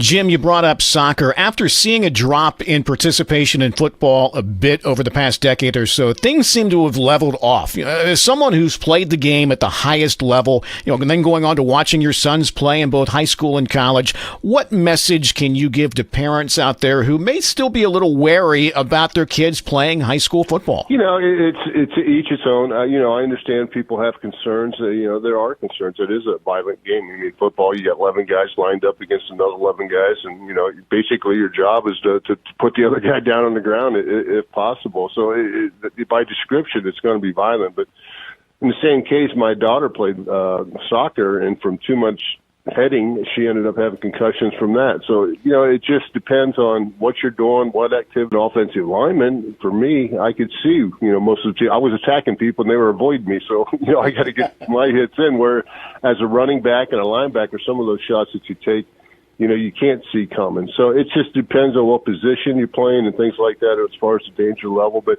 it's as safe now as it ever is because they've eliminated a lot of the two-a-days of things that, kind of led the guys getting worn down to have injuries and have concussion-type things. So they've really done a fantastic job on the medical side of really monitoring those things right now, not only through youth football, but through high school, through college, and into the NFL. Jim Lachey, we always appreciate your time. We look forward to hearing you back on the radio with Paul Keels calling Buckeye football beginning next week, okay? Looking forward to it, Skip, and looking forward to another great second half. And we'll be right back on the Ohio News Network. Bex recognizes this week's player with heart, Austin Bodecker from Miami Trace High School, for his commitment and passion on the field and within the farming community. I like hitting people. The contact's pretty fun. Austin said he was a late bloomer. Didn't start football until 5th grade, but he took to it quickly. When you get out on the field Friday nights, just the level of competition and the adrenaline and just soaking in the moment. Moment's really the best part about it. When he's not on the field, he's participating in Future Farmers of America. Pretty involved in FFA. I got a couple ag classes for FFA. FFA is great. It's fun. Like many kids who hail from the heartland, his life revolves around agriculture. Ag just means everything. You look around today, you can tie anything back to ag somehow or some way. Some way it's related to agriculture. It came from ag. At Bex, we are and will remain farmers at heart. This is ONN. Our thanks once again to Jim Lachey for joining us this evening. Enjoy the second half of your ball game. I'm Skip Mossick on the Ohio News Network. This has been the Ohio Education Association Tonight in High School Football, presented by Bex Hybrids from the Ohio News Network. Welcome back, everyone, to the McVeigh-Perkins Funeral Home halftime report from Caldwell High School, where the Redskins lead the Waterford Wildcats by the score of 28-6. Howard Twiggs, Coach Mike Plaziak, glad to be a part of your Friday evening, week 2 of high school football. Let's take a look at the scoring. Waterford opened things up in the first quarter on a good-looking drive, and it was Heiss to Taylor. That's Jared Heiss to Dylan Taylor, a 10-yard pass. The try for 2 was no good. It was 6-0 Waterford, and that's the last we will hear of the Wildcats. Cole Bender answered just a minute later with a 72-yard run. The extra point by Chaz Peffer was good, and it was Caldwell 7-6 at that point. That was it for the first quarter. In the second quarter, Dylan Wheeler had a 1-yard run at the 11:36 mark. The try for 1 with Peffer was good. It was 14-6. And then Caleb Bender hit Alex Hurlin at the 8:10 mark on a 47-yard pass.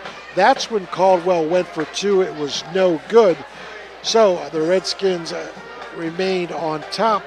And then Bender on a 12-yard line with 59 seconds left in the first half, and then he ran it in for the 2, and that made it 28-6 in favor of the Redskins here on the McVeigh-Perkins Funeral halftime report. And Coach, what do you got stat-wise? Howard, as you'd expect with the score 28-6, the first half stats were pretty much dominated by the Redskins. First of all, for the Waterford Wildcats, who come in here 1-0 with a shutout win over Alexander last week, they rushed the ball 13 times for negative 13 yards. The leading ball carrier for the Wildcats was senior Dylan Taylor, 7 carries, 22 yards. Through the airways, the first-year starter, junior Xavier Heiss was 5 out of 12, 72 yards and 1 touchdown. His leading receiver was senior Caden McDougall, 2 receptions, 26 yards. Dylan Taylor, the senior running back, 1 reception for 10 yards and a touchdown. Total yards for the Wildcats in the first half, 59. They were charted with 3 first downs, penalized 3 times for 30 yards. The Caldwell Redskins, under third-year coach Chance Rucker, rushed the ball 16 times in the first half, 142 yards. The leading ball carrier for the Redskins was senior Cale Bender, 5 carries, 97 yards, 2 touchdowns. Dylan Wheeler, the senior running back, 10 carries, 40 yards, 1 touchdown. Ethan Kroc, who has played about every position possible for the Redskins in the first half, 1 carry for 5 yards. Through the airways, the returning All-Ohio and senior Cale Bender, 7 out of 9, 124 yards, 1 touchdown. Alex Hurlin, the leading receiver, 3 receptions, 73 yards, 1 touchdown. Ethan Kroc with 3 receptions, 33 yards.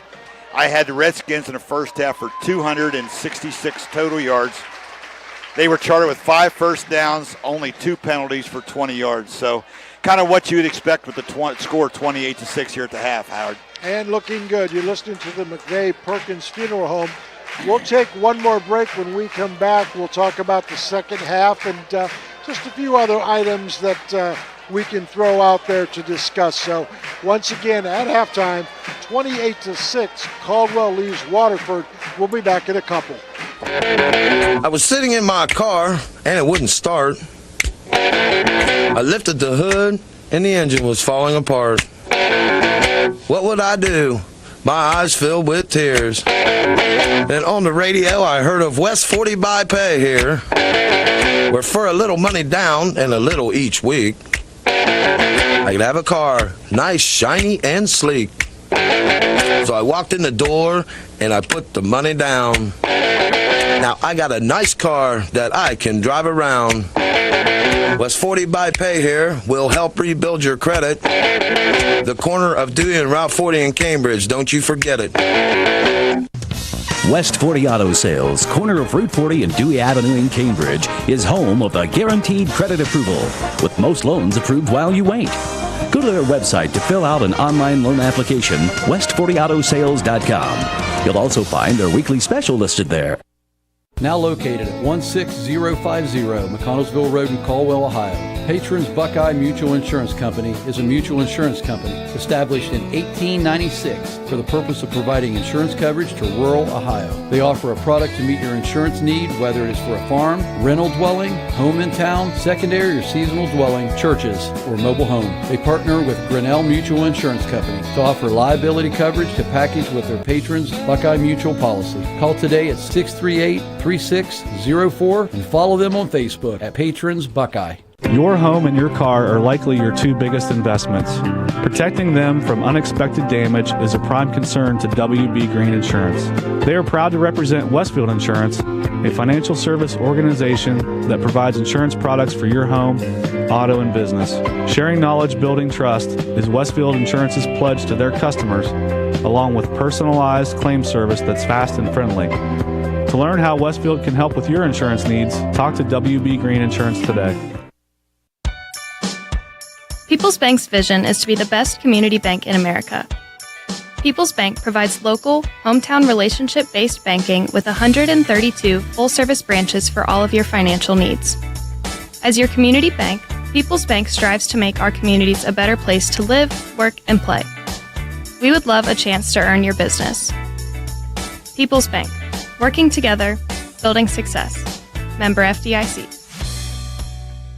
Hey football fans, Laborers, Local 530 in Zanesville, Ohio is cheering on all the local high school teams this year. Serving Muskingum, Perry, Noble, and Guernsey counties, Local 530 represents around 400 skilled men and women in the building and construction trades. They work with over 100 signatory contractors, providing committed and experienced laborers for building, heavy highway, and pipeline construction. For more information, give them a call at 740-453-1214. Good luck to all the teams from Laborers Local 530. Cashback is not available on gas in New Jersey and Wisconsin. Susan, I'm sorry I'm late. Traffic is terrible. It sure is. But on top of that, gas prices have been skyrocketing. I can't believe how expensive gas has gotten recently. Prices at the pump are up, but I never pay full price for gas anymore. I just use the free Upside app that pays you cash back for every gallon of gas you buy. Wait a minute. Are you saying you actually get paid cash when you buy gas with the Upside app? Yes, I get real cash back every time I buy gas. And does that actually add up to anything? I've made around $200. $1,000. Wow, that's serious extra cash. I'm downloading the free Upside app now. Download the free Upside app to earn real cash back every time you buy gas. Use promo code FREE for an extra 25 cents per gallon cash back on your first fill-up. You can cash out anytime right to your bank account, to PayPal, or an e-gift card for Amazon and other brands. Just download the free Upside app and use promo code FREE for a 25 cents per gallon bonus on your first tank. That's code FREE for 25 cents per gallon cash back on your first fill-up. We are back at the Caldwell High School Game 2 of the season, where it's the McVeigh-Perkins Funeral halftime report, and the Redskins lead Waterford 28-6. Howard Twiggs and Mike Plaziak on board for your Friday evening. And, Mike, just thinking about the second half, Waterford will get the football. They opened the game trying to air it out. Heiss, the first-time varsity quarterback, looked pretty good in the first couple of drives. And then all of a sudden, Caldwell made some adjustments, and a lot of heat came his way. 5 sacks later, no ground game to speak of, not a lot through the air. We've talked a lot in the first half about this Caldwell offense. I think their defense, especially some of the adjustments in the secondary, have been great. They've been solid since that first drive. And Heiss was getting a lot of time to throw the football on the first drive, not much pressure put on. So I think they started running some stunts and doing some things with their front people on defense. And he's having a hard time even getting the football out of his hands right now. Yeah, he really is. And I think the Redskins have a decided weight advantage. I think their defensive line is bigger than Waterford's offensive line. Now, one of the things the coaches told me this week they were kind of concerned about, with Waterford being a little lighter, maybe the heat and stuff might not affect it. But we really don't have the heat tonight that we kind of expected to see here, earlier in the week. So that's really not an advantage, I don't think, to Waterford right now. It's an absolutely perfect Friday evening for high school football. So we're just a couple of minutes away from the start of the second half. Mike, what do you think Waterford coming out is on their mind? They had to go over some things at halftime. They've got to find a way to start moving the football again. I think they need to get at least 2 or 3 first downs with this first drive and at least take some time off the clock. Even if they don't score, they need to pin Caldwell back deep and make them earn another score. If they go out right here and go 3 and out and give Caldwell good field position, Howard, for all intent and purposes, this game may be over. Yeah, especially, you're right, if they go 3 and out and turn the ball over right away. Their punting game hasn't necessarily been stellar. So, they go 3 and out, and all of a sudden the ball's at midfield. I would say, in terms of being impressed, I've been impressed on both sides of the ball for Caldwell. Again, this is a quality opponent. Don't get, let's not mistake Waterford.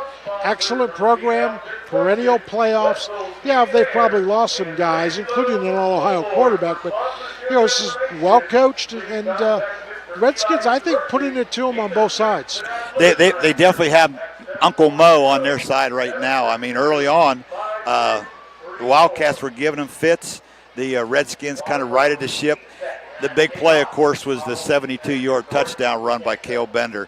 I mean, all of a sudden, the Wildcats go up 6-0, and people are thinking, wow, we're in for a game, and Bender just kind of stole that momentum back with one play. That one play, I think, has just completely changed this football game. I like to look at body language, as I know you do from a coaching standpoint.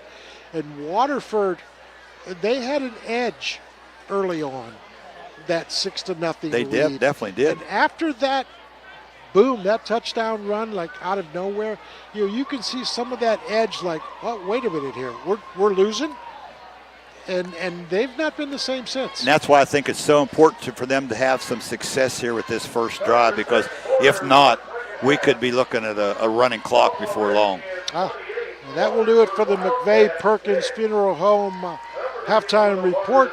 Stay tuned for the second half with the Sioux Snowed in-game scoring updates from State Farm. Kickoffs brought to you by Doan Ford, and first downs, of course, by Caldwell Lumber. Chaz Peffer will boot it away to start the second half.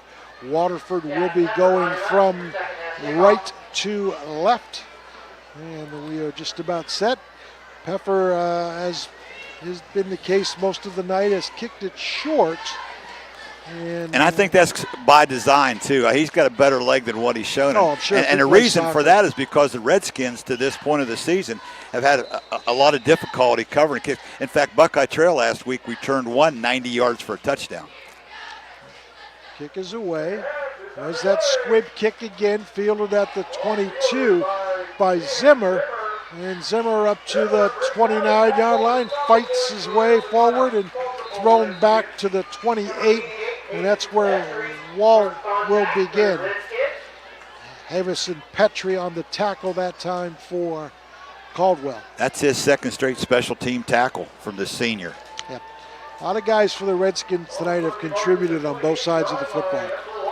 Well, anxious to see what kind of adjustments Coach McCutcheon has made in the offense. And they're going 5 wide here. 5 wide.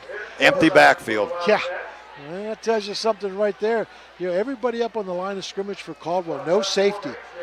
And there's the bomb right away, and it's going to be overthrown. It was intended for Max Roberts. McDougal on the coverage. And, well, I don't know. I mean, I'm not the coach, so all of a sudden now you're down in the hole 2nd and 10 with not great field position. Yeah, the coverage here was Isaac Cool. He's just a freshman, but I tell you what, he did a pretty good job on that situation. And again, talking to the coaches, they were excited about him because they said in practice he's the only one really that can defend Hurlin. So some freshmen making some big contributions tonight here for the Redskins. Now they'll go back to their 4 wide receiver set with Taylor as the pistol running back. It's going to be an inside screen to Roberts, and it's a good one. Roberts on the catch all the way up to the 46-yard line. So that little bubble screen, tunnel screen, inside screen, whatever you want to call it, that pays dividends. A nice ball, nice catch and run for Roberts, and a first down for Waterford. That would make it 1st and 10 at their own 46-yard line for Waterford. Let's see if they can't put something on the board, or at least pin Caldwell back if they do have to punt. Waterford kind of set up the same way. They got 3 against just 2 defenders out there to the right side. Another pass, another catch. It's a good one, and that's another first down. I'll tell you, Heiss throws a good short to medium ball. And that was completed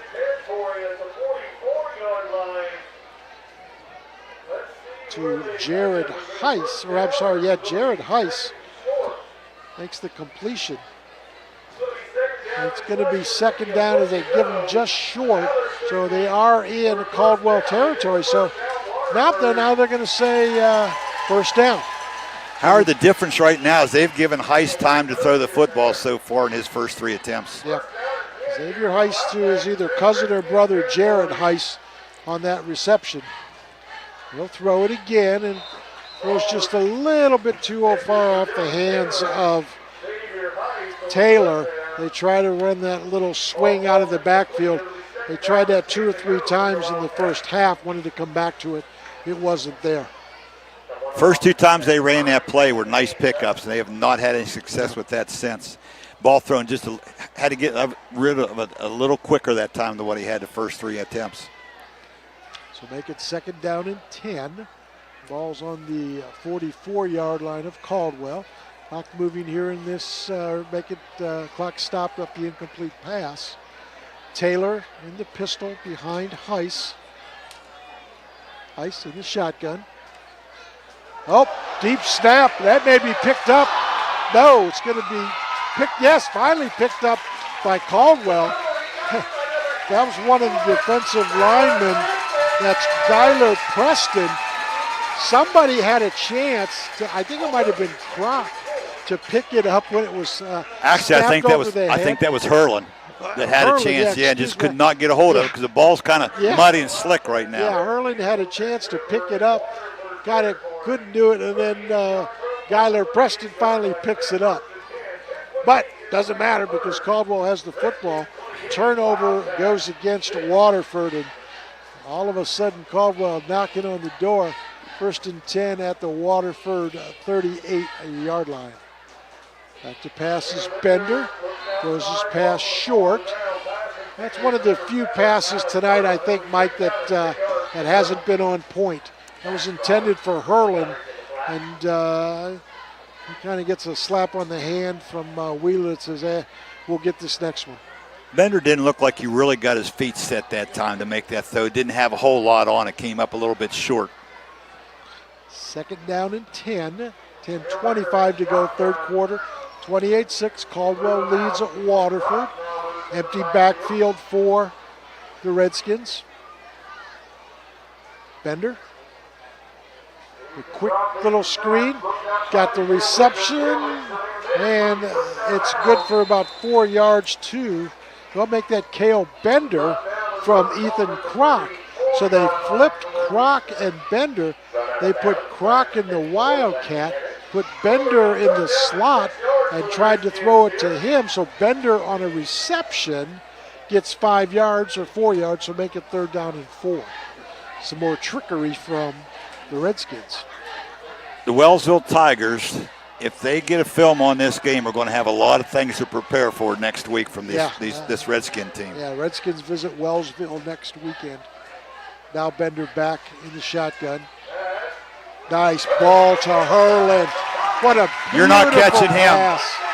He led Hurlin right over the linebacker's head, and just a perfect soft ball for 34 yards.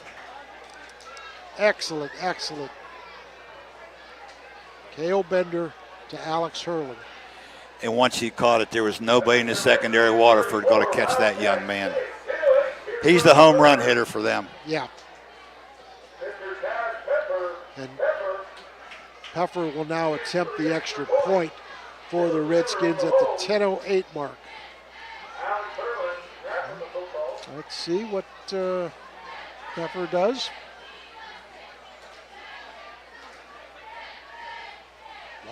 Long count, waiting for Peffer to get the ball. Kick on the way. Oh, it's a bobbled snap. Wasn't a very good snap, and that will go for naught. So we'll step aside and we'll talk a little bit about that play when we return. 10:08 to go, third quarter. 34-6 Caldwell. Are you looking to spruce things up in your home? At Boyd Precision Painting, they specialize in painting and refinishing kitchen cabinetry, bath vanities, trim, doors, household furniture, and more. With years of experience and knowledge of the improvements in technology, they use the highest quality coatings to assure chemical and physical resistance and longevity. Give your home an updated look at an affordable price and call today for your free consultation, 740-581-BOYD. That's 740-581-2693, serving Southeast Ohio and surrounding areas. Go Redskin! Mike, I want to go back to the extra point try. Did it seem as though the snap was a very long time and Peffer just had to wait and wait and wait? Yeah, and then the snap course was way over the holder's head. He had no chance at all to get that down in place. But and I don't know what the delay was. Yeah, it just seemed like... I'm surprised there wasn't a delay again. Yeah, I thought the same penalty thing. Called. So just a little bit of miscommunication that time on Caldwell's part. Nothing hurt too seriously. It's 34-6, and we're getting into that territory that you talked about at halftime. That's the running clock. And one more Caldwell score, we're going to be in that territory. Peffer one more time, going to kick it away. And again, in Peffer's defense, this is the first time this young man's ever played football. This is all new to him, so he's done a good job to this point. Absolutely. There's that squib kick picked up by Zimmer again. He's been busy. Or make that, not Zimmer, but Hayden Jones. Hayden Jones up to the 40. So Caldwell hasn't minded giving up field position on those squib kicks. And you mentioned it three times. They were burned last week by Buckeye Trail. And I think they feel, or I'm sure they feel like, until we can get it right, we're not going to take a chance. I totally understand. I remember, I think it was 2 or 3 years ago, Meadowbrook had a really good football team, and every one of their kickoffs that year was an onside kick. There you go. Yep. That kickoff, by the way, was brought to you by Doane Ford. Doane Ford for your kickoffs tonight, and Caldwell Lumber for your first downs. Ice back to the shotgun again. Looks over the middle. Now goes long over the outstretched hands of the intended receiver. Very similar to the play they ran the first time they had the ball here in the second half, and trying to stretch that Caldwell defense. Nice job defensively by the Redskins out there. That was the senior Devin McKee on the coverage. That was excellent coverage provided out there by the senior. Yeah, one-on-one. So now Waterford back in a little bit of a hole as it's 2nd down and 10 from their own 40-yard line. Caldwell struck early here in this third quarter, trying to get the ball back again.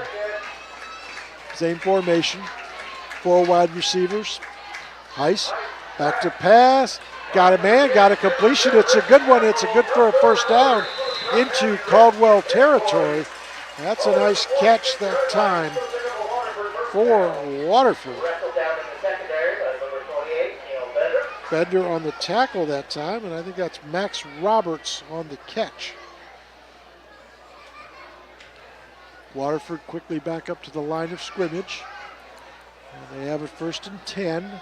47-yard line of Caldwell. Waterford picks up their initial first down of this third quarter.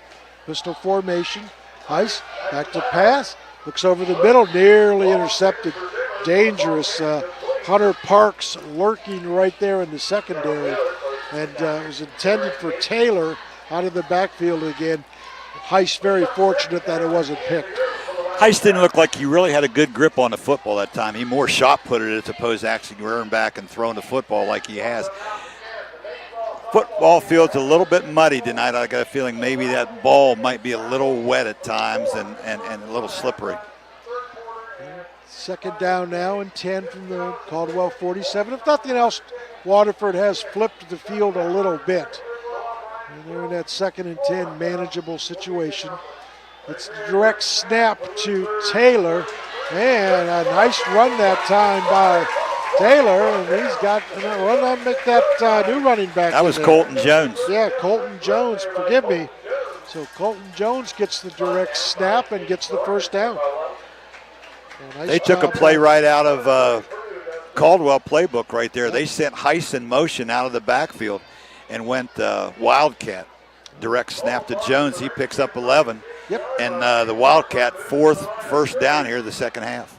And the clock is moving at 9 minutes. They trail 34-6, but they are putting together a nice drive.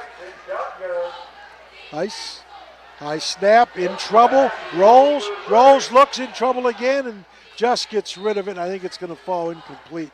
Boy, that was close to another sack that time. That's Alex Herlin in on the pursuit that time. They are now going to say it was completed for 1 yard, so Ice finally gets rid of it, and somebody got thumped for picking up 1 yard. Caden McDougall re-enters the game for Waterford. He is one of their top receivers.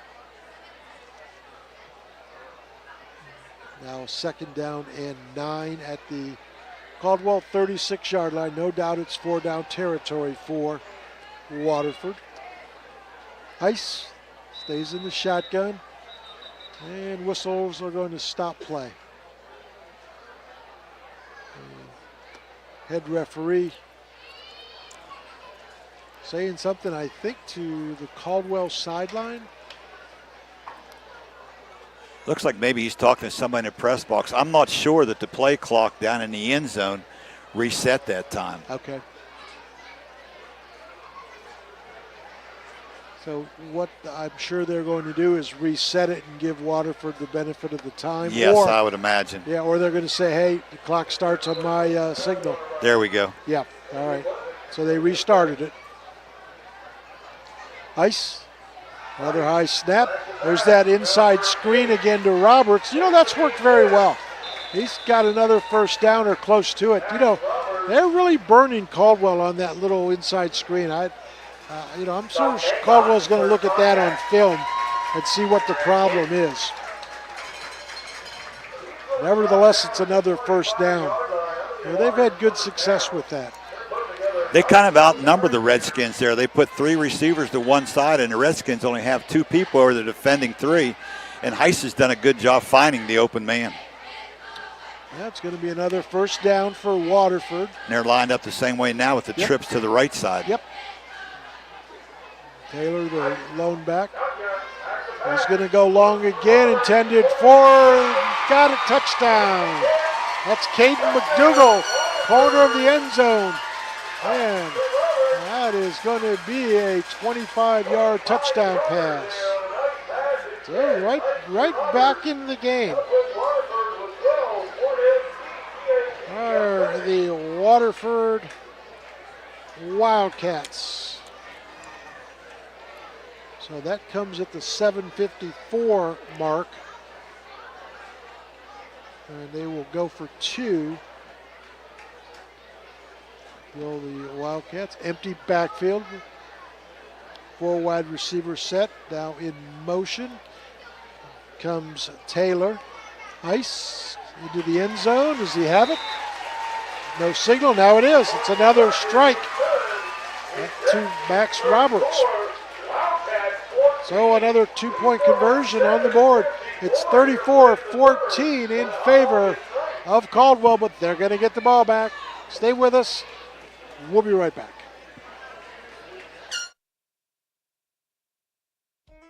Everyone's looking for an encouraging sign in today's economy. The fact is, you'll find one right here in Caldwell at State Farm Sue Snowd's office. Because State Farm agents like Sue have been here helping people protect the things that matter most. That's why more people trust State Farm, and they consider that a very good sign. See State Farm agent Sue Snowd at 400 East Street, Caldwell. Sue Snowd State Farm is a proud supporter of high school sports. Well, we are back, and Waterford showing a little bit of muster there, Coach.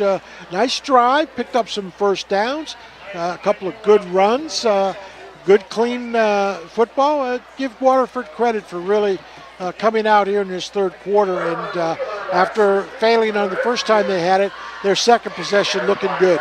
Again, that possession right there, they gave Heiss plenty of time to find his receivers. And when he's been given time, he does a nice job putting the ball where it needs to go. So the Redskins are going to have definitely some things to work on next week before their next game. Absolutely. Well, they're kicking it off for Waterford will be Hayden Jones. Back deep for Caldwell will be Dylan Wheeler and Alex Hurlin. Would they be thinking onside kick right here, maybe, trying to get another quick one? Possibly. Yep, they're going to kick it away. It's going to be Hurlin at his 15. Tries to cut to the outside, now back to the inside, and special teams drops him at the 30-yard line. So, let's see if Caldwell can answer. The last time in this football game that Waterford scored, which gave them a 6-0 lead, less than a minute later, Cale Bender completely changed the game with the 72-yard run.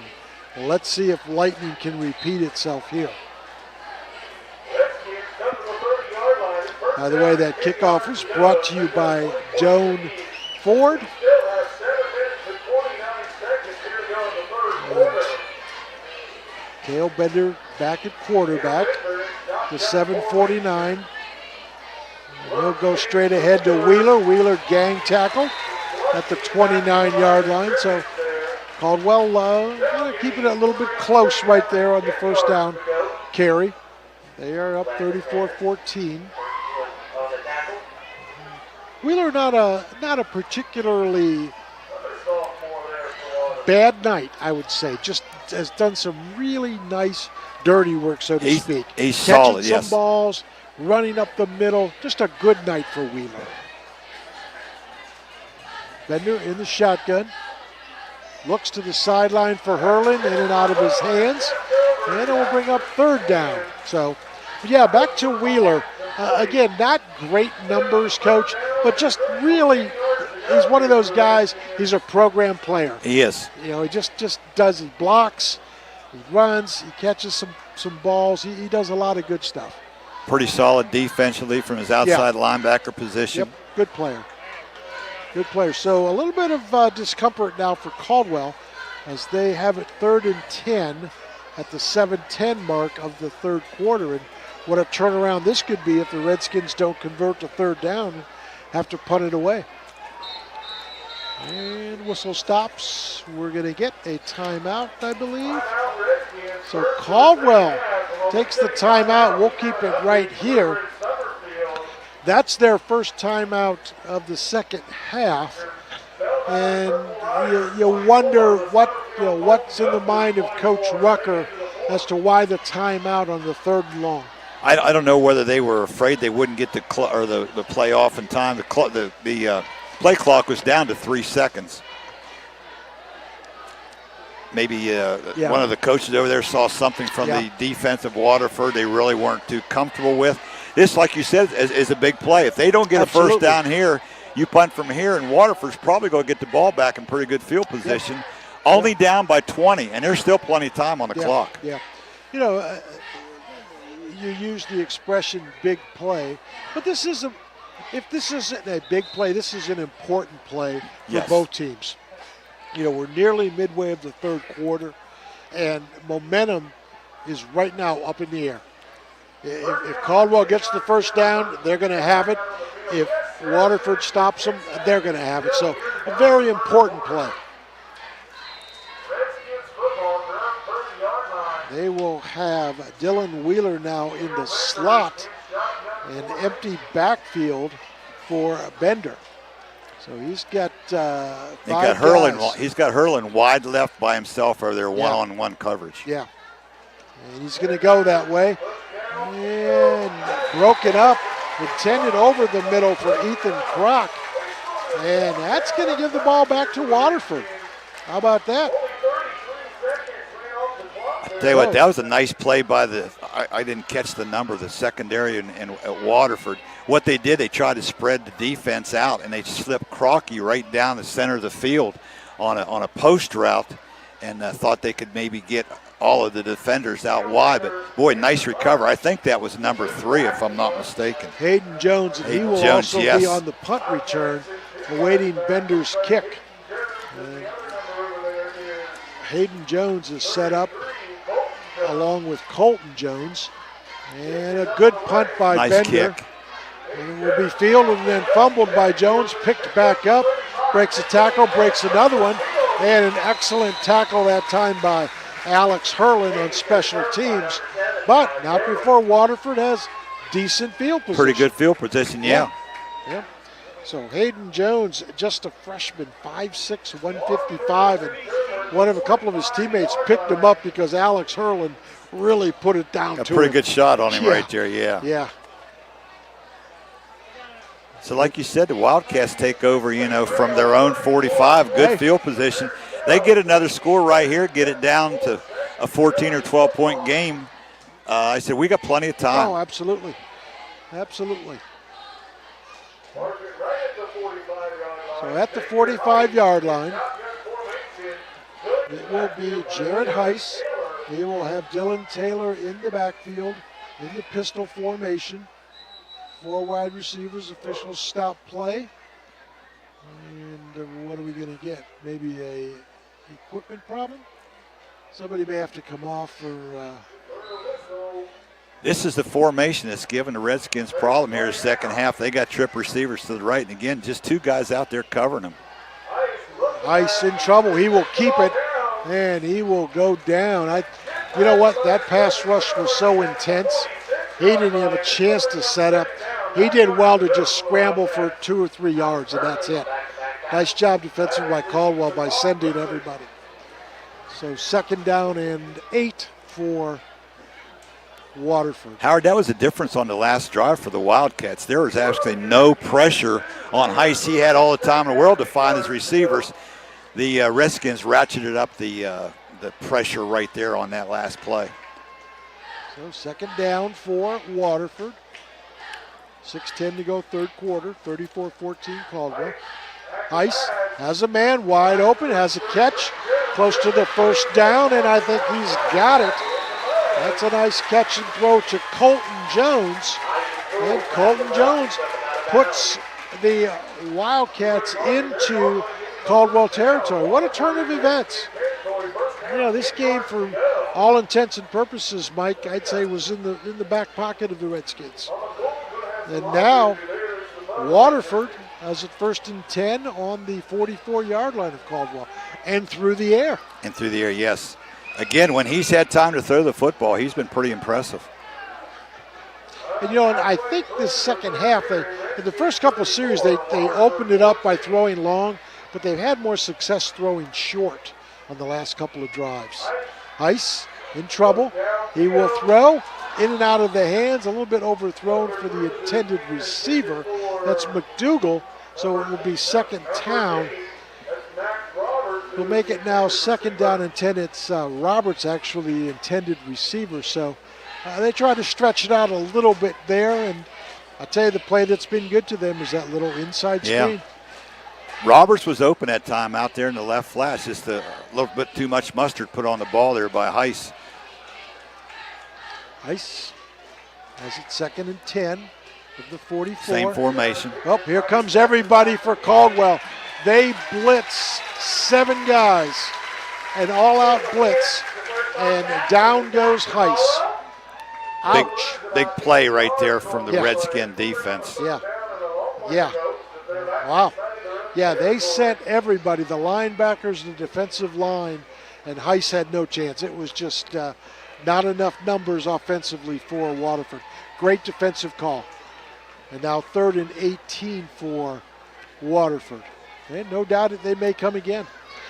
When you realize they're going to throw every time, it's they've pretty much given up on the run here in the second half. Yeah. So let's see if Caldwell comes again. Here they come again. It's in and out of the hands of Roberts, and Waterford will have to punt. So Caldwell holds after seeing Waterford have a 1st and 10 at their 44-yard line. So a little bit of relief now for the Caldwell faithful as they can breathe a little bit easier as Hurlin and Wheeler set up for the punt return.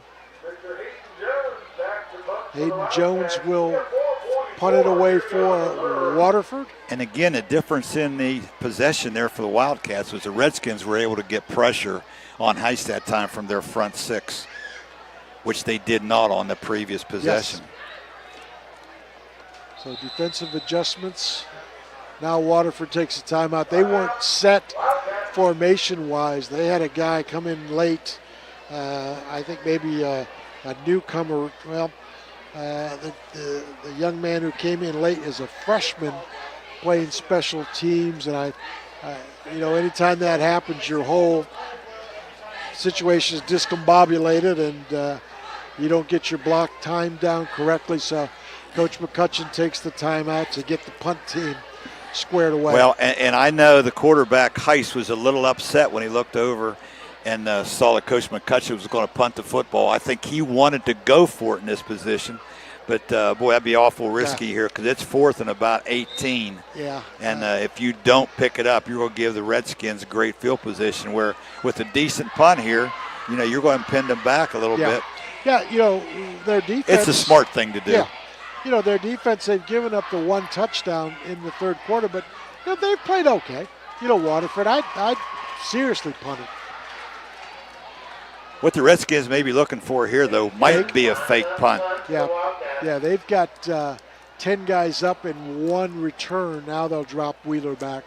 Wheeler and Bender both go back return. deep, yes. Yeah, Bender back with Wheeler. So changing the punt return team. Jones's punt's a good one. It will be fielded by Wheeler at the 20. He tries to get to the outside and is stopped at the 25-yard line. So good punt, decent return for Caldwell. And the Redskins will have it now at the 4:36 mark, up 34-14 here in this 3rd quarter. Boy, that's a nice play, open field tackle there by Colton Jones, because if he doesn't make that play, Wheeler had the left sideline. He might have gone the distance. You know, the one tendency I've noticed a lot with Caldwell last year and just a little bit tonight, all of their backs, they all want to go break to the outside. Have you noticed that? I mean, you know, they'll do the dirty work with Wheeler up front, but all of them just make that break. There's a little toss sweep to Wheeler, and Wheeler knocked out of bounds, but close to the first down he may have it. But I think that's coaching and some, you know, some instinct and some ability, but they all just, they have that football and they make that one cut and boom, they're going to the outside. So 2nd and short for Caldwell. This is a time where Bender may elect to call his own number on the 2nd and short. He does have Wheeler next door to him on his right side. Bender will pass.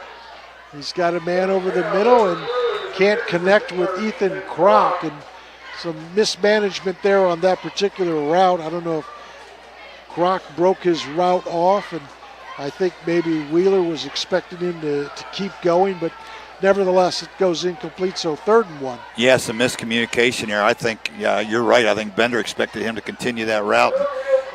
Crocky found the soft spot of the zone, decided to set in there. And just, again, it's early in the season. Those things will get a chance to work out as the season progresses. 3rd and short for the Redskins. Bender will give to his money man, Wheeler.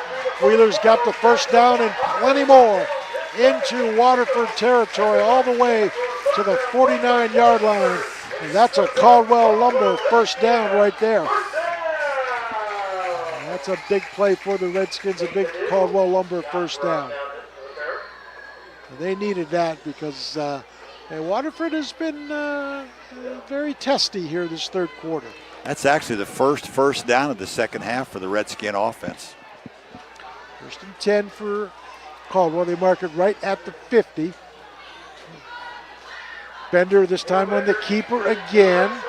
Has a first down.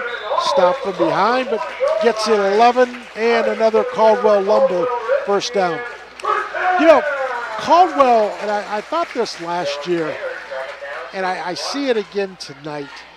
They remind me of kind of like a prize fighter. They go in flurries. Yeah. You ever notice that? Yeah. I mean, like boom, boom, boom, boom, boom, boom, boom. You know, they really just, they come at you like in a barrage. They're very good at that. Or if you want to draw an analogy with a basketball team that presses and gets up and down the floor. All of a sudden you look up and they just had a 10-0 run. They do a good job changing tempo. They really do. Excellent point. Bender back to pass. He's in trouble. Breaks it and gets to the sideline for a completed pass. And that is good to Hunter Parks. So Parks, not much, but Bender did well to escape some of the pressure that time by Riker Hutchins for Waterford. 2nd down and 6 for the Redskins. Clock moving. Well, no, you say he was pushed out of bounds, so clock And guess stopped. what number's on the board? Your T-shirt. Pi 314. Oh, yeah. Inside joke for the listeners at home. The old math teacher pointed out my T-shirt tonight, had the pi symbol on it. And a handoff to Wheeler. Boy. He was stopped right at the line of scrimmage. Nice job by Waterford that time. Colton Jones led that charge. Yeah. Also Weston Hennis on the tackle that time. So 3rd down and 6. Manageable situation for Caldwell at the 2:55 mark here in this 3rd quarter. And let's see what, actually they're going to say he lost a couple, so make it 3rd down and 9 from the 38-yard line in the moving clock in the 3rd. 34-14 Caldwell over Waterford. High school football week 2. And Bender in the shotgun. He will keep, roll to his left. Got a completed pass. It's a good one. It's going to be good enough for the first down. And that's on the far sideline. And that's going to be good enough for a first down. I think That's Caldwell Lumber first down, and that's going to go to Hunter Parks. So Parks with a couple of catches on this drive. That's his second reception on this drive, yes. Yeah. So first down for the Redskins. That's a Caldwell Lumber first down. And make it now 1st and 10 from the 25-yard line. Make it the 26 for Caldwell. Redskins knocking on the door here in this third. Bender on the keeper, has some room, cuts to the outside. It's coming back by way of a hold. Yes, I which believe so. Came well after the play. That's a tough call because Bender was already through the hole when the flag came out for holding. That's a tough one. Yeah, the hold really had nothing to do with the success of that play. That's only their third penalty for 30 yards for Caldwell. And yeah, that's difficult. So take away the touchdown run by Bender. So, that's one of those where the coaches, I'm sure, will have their say to the officials that, hey,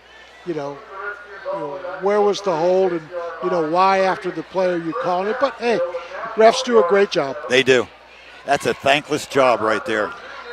These two Cowboys up here would not be seen in striped shirts. No. 1:50 to go, third quarter. Bender in the shotgun solo. It's Wheeler in the slot, flanked out. Bender back to pass, looks, tries to throw short, got it. It's a completion short of the first down, but nevertheless, it's good yardage that time to Ethan Kroc. Make it now third down, and we're going to go with probably 13. So whatever the Caldwell Redskins have in their bag of tricks. I'll tell you what, honestly, Mike, I think they go for it on fourth if they hit. Oh, I think they're definitely in four-down territory. I agree with you there, Howard. Yeah, they're not going to risk the young man, the converted soccer player, trying a long field goal at this stage of the season. I don't think. So I'm sure they're going to go for it on fourth if they don't get it here. Bender with Wheeler in the backfield. Back to pass. Has good time, good protection. Looks to the end zone, overthrown.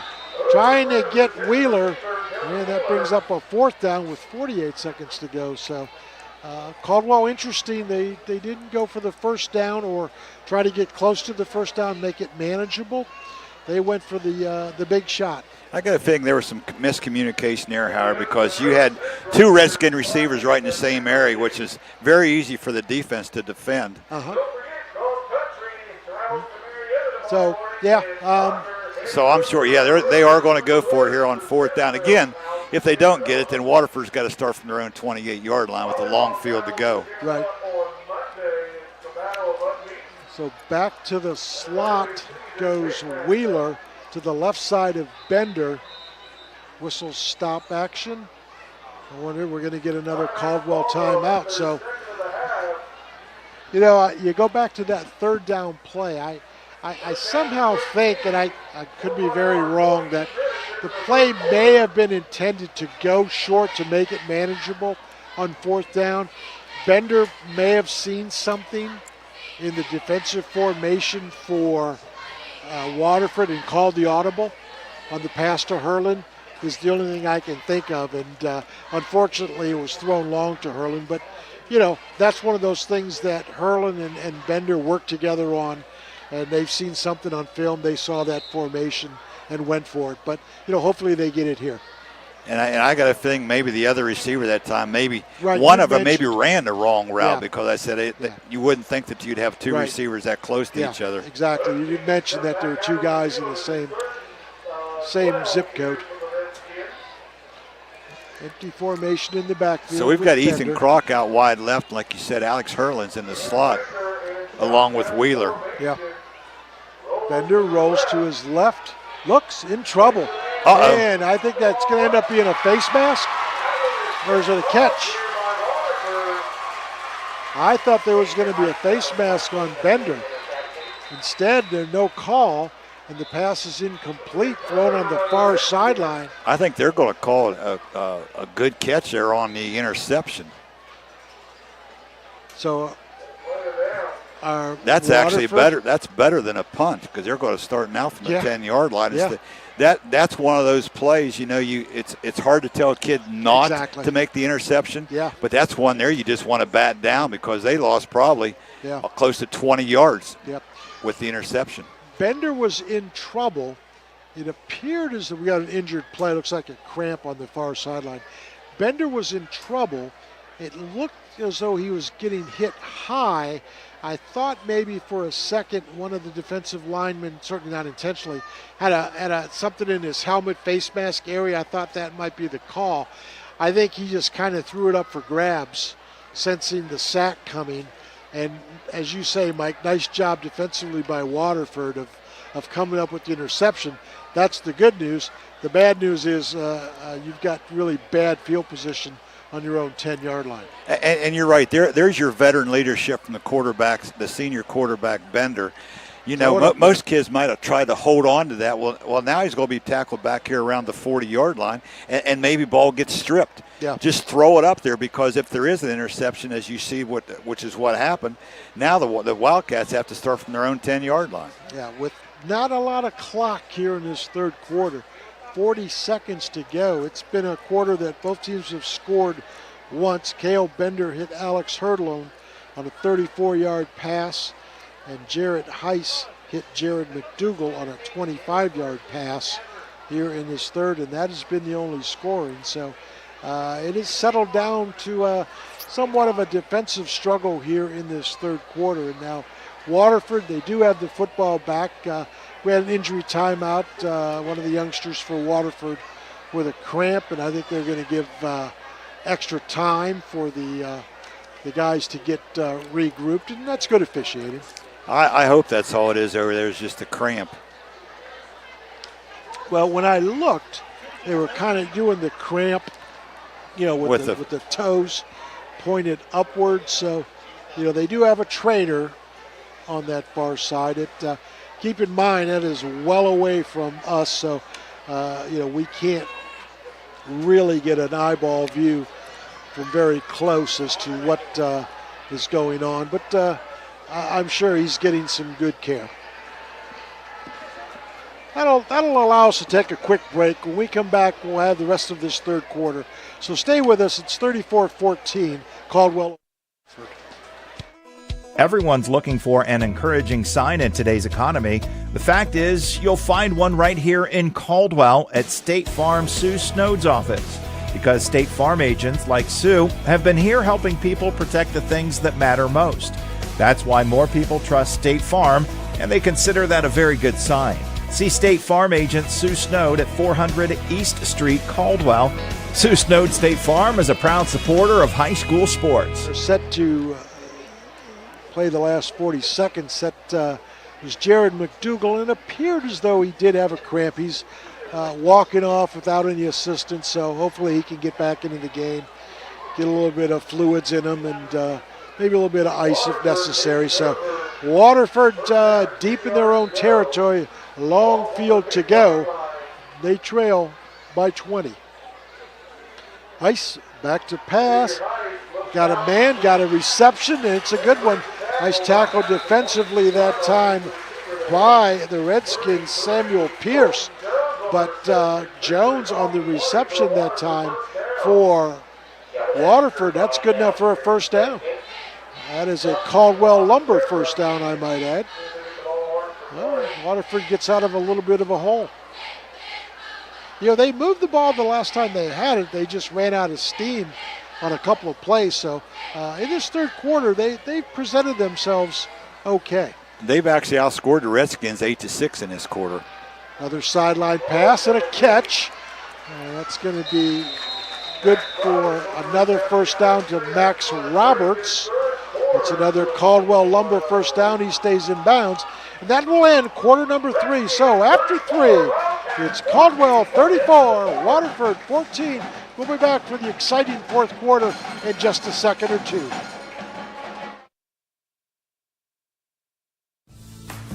Celebrating a decade of deliciousness, Patty's Place has been serving home-style cooked meals since 2013. Indulge in their homemade pies daily and enjoy breakfast served all day long. They're open 7 a.m. to 8 p.m. Monday through Saturday and 7 a.m. to 2 p.m. on Sundays. Don't forget to check out their Facebook page for daily specials, conveniently located between Bell Valley and Caldwell on State Route 821. Come on over and satisfy your cravings at Patty's Place. Chandler Funeral Home and Cremation Service not only offers the most modern and spacious funeral home in the area, it also offers the largest outdoor monument selection display. If you are considering a lasting headstone for a loved one, take a drive by Chandler Funeral Home to view their wide variety of sizes and colors. For personalized assistance in selecting your monument, contact Chandler Funeral Home at 732-1311 or on the web at chandlerfuneralhome.net. Choose comfort. Choose Chandler Funeral Home. Welcome back. Waterford still within striking distance. They trail 34-14. We'll begin the fourth quarter. They will be going left to right, and they will have it a 2nd down and 1 after the Bex Roberts catch. Jared Heiss has gone the entire way at quarterback. They will have Dylan Taylor in the pistol formation right behind him. Heiss back to pass, in trouble. He goes down and throws it away. And what are they going to say? Incomplete pass, I believe. Incomplete pass, yeah. So you know what? That's the second time he's done that, where he senses trouble and throws the ball away. So it saves a couple of yards here and there. Stops the clock. Threw it into the ground to make sure there's no chance of an interception. So 3rd down and 1, and I think they're probably going to rely on their big guy Dylan Taylor in this situation. I've got Xavier Heiss tonight, 13 out of 29 for 177 yards. Pretty respectable evening for the Junior Signal Club. No picks. Yeah. It's going to be Taylor. He'll have the 1st down, and he crosses the 30-yard line. So that's a Caldwell Lumber 1st down. And that will set up shop for Waterford. And at this point, Mike, they need to score on this drive and go for two. They do, yes. They need something to happen. You're down 3 scores. You've got to score every time you touch the football here in the 3rd quarter. Clock is moving. They have it 1st and 10 for the Wildcats. Same formation that they've used most of the night. 4 wide receivers, single back in the pistol behind Heiss. That's Dylan Taylor. Heiss loses the football, and quick whistle. The officials say that they're going to call it an incomplete pass. Yeah, I thought it got knocked right out of his hand. You know, this is high school football. We don't have instant replay. 99.9%, on my opinion, if this was college or NFL, there would be a review on that. Yes, I think so. I think he lost the football. Doesn't matter. What matters is that they're called an incomplete pass. 2nd down and 10. Same formation. Yeah, with Taylor in the backfield. You know, the thing about Caldwell, too, this second half is we're going to get another stop here. Equipment problem, perhaps? I think Coach Rucker was questioning the call on the incomplete pass. Well, I get it, but there's no replay in high school, Coach. You'd have a case if you were about an hour and a half away. Yes. West of here, you'd have a case. Call was made. Got to stick with it. Heiss got a man. Got it go in and out of the hands. Tell you what. Good defensive play there made by Bender. Yeah, because that was in the hands of the intended receiver. That's Jared Heiss. And that brings it up 3rd and 10. It's good coverage by Bender, as Coach Plaz mentions. So now I think Caldwell will have an opportunity to really come at Heiss. Pin your ears back and get after the quarterback here, because I don't think there's any doubt he's going to put this ball in the air. Yep. 2 safeties on the field. We got another timeout. Well, Boy, this has been a slow moving second half. Yeah, I was thinking that earlier. Didn't want to say that, but I'll say it for you. Thank you, sir. Thank you. I'll take the hit. All right, for some reason, just this second half was just kind of lagged. It's had no flow to it. There you go. No flow at all, either way. There you go. All right, we'll buy that, and we still have 11:08 to go. And both teams still have one timeout. And you don't have a curfew. No, I don't. I, on the other hand, I need to be home by midnight. Yeah, the good thing for me, I just live up over the hill. Yeah. Waterford about a half hour away, you say? Yeah, half hour to 40 minutes. So somewhat of a rivalry. I said these are two teams that have had a lot of success with their programs the last teams. 7 or 8 years. So. Yep. Proud programs. 3rd down and 10 for the Wildcats at the 11:08 mark. They have it 3rd and 10 at their own 31-yard line. Back to pass is Heiss. He throws it short, but picked up and good enough for a first down. That's a great little catch that time by Colton Jones. And that's going to be good enough for 23 yards and the first down. So, hey, Waterford still hanging around. There you go. Jones had to actually come back to the football as Heiss was in some trouble, and he got rid of it quickly. Now Waterford up to the line of scrimmage quickly. We're going to get a false start on the Wildcats. That'll be their 4th penalty for 35 yards. 1st and 15 now for Waterford. I wonder at what point will Waterford break out a play they haven't used yet tonight. I'm not saying trick play, but something they practiced just for this game. Heiss throws a wobbler. It's anybody's ball, and it goes to nobody. Boy, Heiss was just hammered, and he is slow to get up. He got hit just as he released the football. It was a clean hit. I don't think there's anything dirty about it. Yeah, he was absolutely smoked. He could not get anything on that pass. Yeah, probably a good thing for him because they were both receivers out there were pretty well covered. Yeah, it just ended up being a moon ball, and nobody was able to come up with it. It almost looked like he was coming over to the sideline for a second, but he's wobbly. Heiss will be in a hot tub tomorrow. I'll tell you what, he's taking a beating tonight back there. He has. But he's hung in there. Yes. And still making quality throws. Clock now 10:31 on the 2nd and 15. Quick snap. Heiss down he goes again. And he is thrown way behind. Is that Hurlin on the blitz? No, that's Kroc. That's Ethan Kroc. And for all intents and purposes, that really puts a nail into this drive for Waterford. Because now you're in big trouble, 3rd down and in the neighborhood of 26. And you're a passing situation, officially 22. You're in a passing situation and you don't think Kroc and the boys are going to come after him? I think they will. Heiss, shotgun. Whistle stops delay of game. Yeah.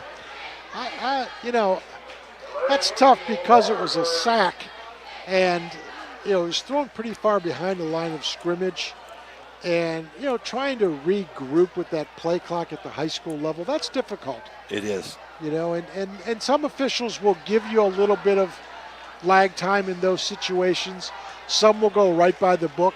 In this particular case, the official said, nope, play clock starts when you went down, boom.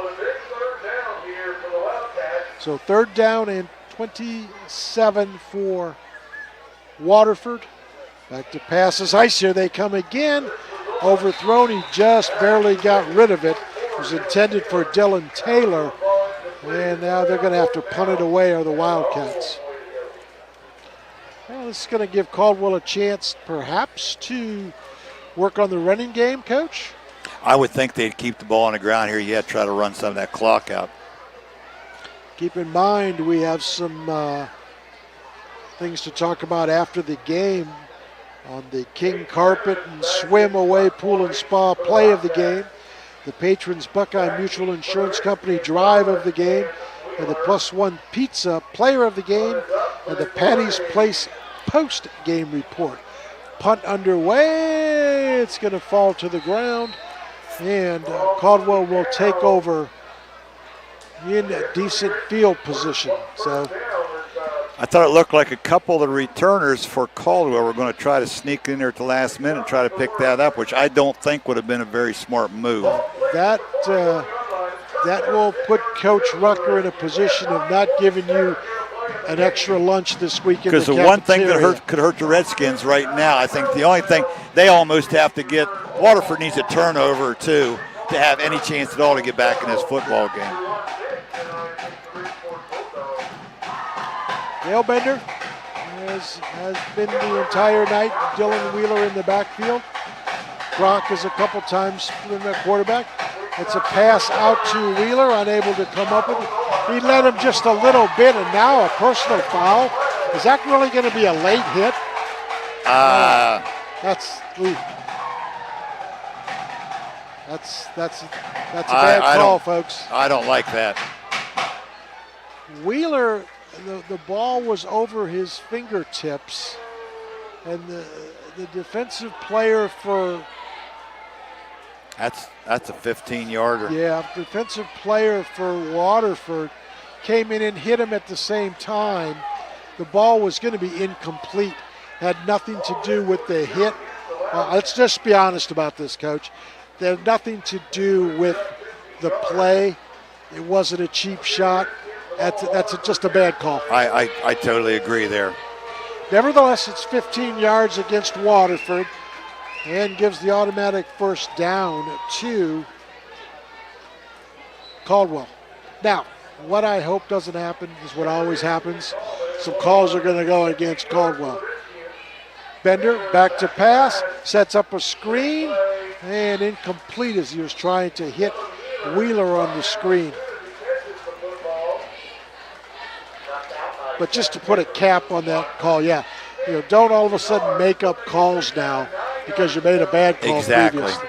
Just call it the way it is. 9:03 to go, fourth quarter. Clock moving. Now they're going to say completed pass to Wheeler for 1 yard. Okay. It does keep the clock moving. We're down to 8:54 here in the fourth quarter. Yep. So make it 2nd and 9 as Wheeler gets credit for a 1 yard completion. Hey, whatever it takes. Bender will keep it on the run, and he'll get to the line of scrimmage and be stacked up and nowhere to go. So make it no gain and a 3rd down and 9 for the Redskins. We had scoring in the 3rd quarter, but nothing since the 7:54 mark of that 3rd frame, as it's been a defensive standoff since that point. So 34-14 is the score we have. And the clock moves down now to 8 minutes here in the football game. Bender. Pass to the sideline, and nice tackle after the catch on Hunter Parks. Very good defense that time defensively by Weston Hennis and company for Waterford. And that's going to bring up a punt situation perhaps for Caldwell. Well, I think so, yeah. I think you've got to punt this football away. So Cale Bender will punt it away at the 7:30 mark. By the way, scoreboard updates tonight brought to you by Sue Snowd State Farm Insurance. The halftime report was McVeigh Perkins Funeral Home. And we still have the King Carpet, Patrons Buckeye Mutual, and +1 and Patty's Pizza awards yet to come. Nice punt that time by Bender. Picked up at the 19, and then down Jones goes. So Waterford will have some work to do, as at the 7:07 mark, Caldwell will step back on defense. Give the Redskin punt team there some credit, Yes. because in these conditions, it's a good snap, good catch there by Bender, and able to get that thing off. Because I said the one thing that they could least afford to have happen there was, a bad snap, block punt. First and 10 for Waterford. They've remained with Heiss at the quarterback spot throughout.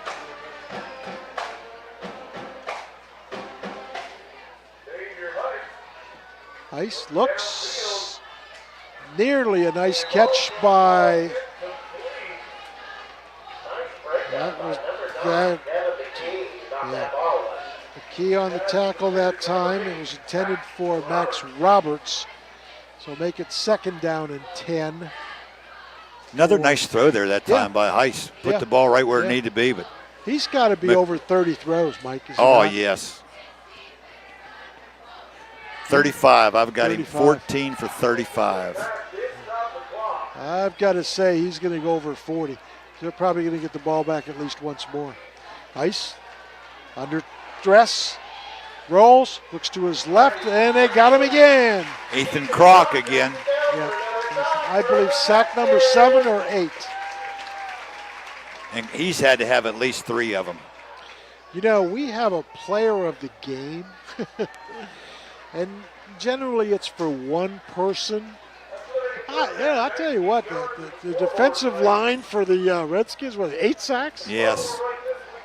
Yeah, they'd fight over one pizza, wouldn't they? Oh, my golly. Yeah, one pizza wouldn't be enough for those boys. We probably have to give it to one guy. All right, never mind. Just thinking. Just throwing it out there. Heiss will give it to Taylor. Taylor has a great run going. He stumbles and can't regain his feet. Otherwise, he might have been gone all the way down to the 35-yard line. And a Caldwell Lumber first down.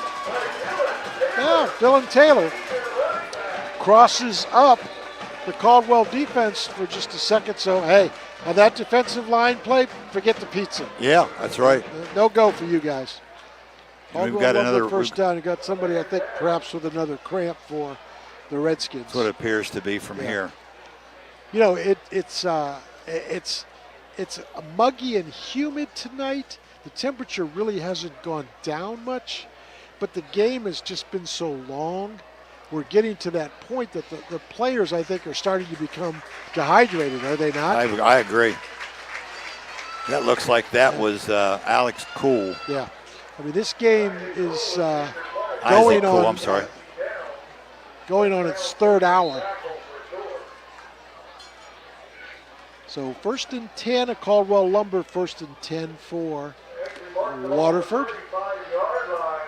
It's going to be at the Caldwell 35-yard line. So they cross Caldwell up with a little bit of running play by Dylan Taylor.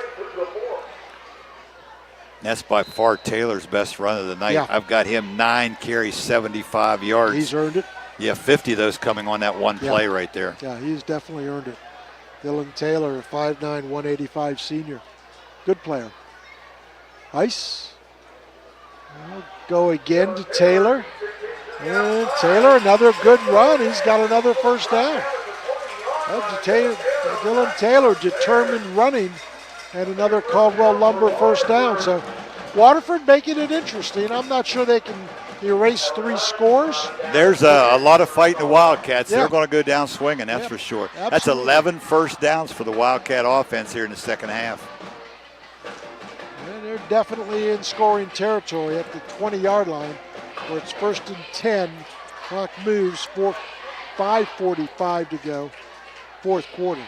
Caldwell, however, in control. 20-point lead. Heiss looks, scrambles, throws, catch. It's not go up, incomplete, they're going to say. It's intended for Taylor out of the backfield, and he bobbled it, and the officials say no catch. Make it 2nd down and 10 for. Now, we're a long way away up here, Howard, but that almost looked like that could have been ruled a lateral because it almost looked like he threw that behind him. You are correct. Now we're going to get another stop, and what do we have? Are they going to think about that or talk about that? I think the play's over, and I don't think that they're going to discuss that. Do you? No, They're just going to let it go incomplete. Yeah. The referee is talking to somebody up in the press box on the other side. I have no idea. You know, just the wishful thinking department. I and other fans, I think, enjoy it when referees are mic'd, even at the high school level. Yeah, sure. It gives so much more clarity to situations. But in this case, it's not. We're not going to worry about it. 2nd and 10 at the 20 for Waterford. Ice looks to the end zone, in trouble. Double coverage, incomplete. You know, Caldwell had 2 or 3 guys surrounding everybody that time, and they were calling the right play, penalty flag. And we've got more laundry on the field. Yeah. Holding against the Wildcats. So I imagine Caldwell will turn this down, or are they going to accept it? Move them back a little bit farther away from the goal line. Okay. So that is their 6th penalty for 60 yards. All right. Yep. 2nd down and 20 from the 30. Ice nearing 40 pass attempts in the game. That's Dylan Taylor again, straight ahead. Not this time, said the Caldwell guys. We're not giving it to you a 3rd time. See a stop. They were ready up front for that play that time. Just a gain of 1, make it 3rd down and 19 for the Wildcats. The best part about it, the clock continues to run. Game, it's interesting. The game hasn't really been in doubt, but yet you don't feel as though Waterford's been out of it. No, and they've continued to fight. I mean, they're doing what they need to do to try to get back in it. 3rd and 19. Heiss looks over the middle, overthrown. I think Heiss may have some fatigue. That ball was just sailed off his fingertips, and I think the combination of hits, I think he just kind of got a little happy feet there. Did you see that? Just kind of just threw it. I don't think he ever got complete hold of the ball. Like you said, that happened earlier to him, too. He more shot putted that out there as opposed to throwing it. I've got him down 38 attempts. I don't know what the school record is. And they came in. We really thought that they would try to run the ball against the Redskins, and that's not been the case tonight.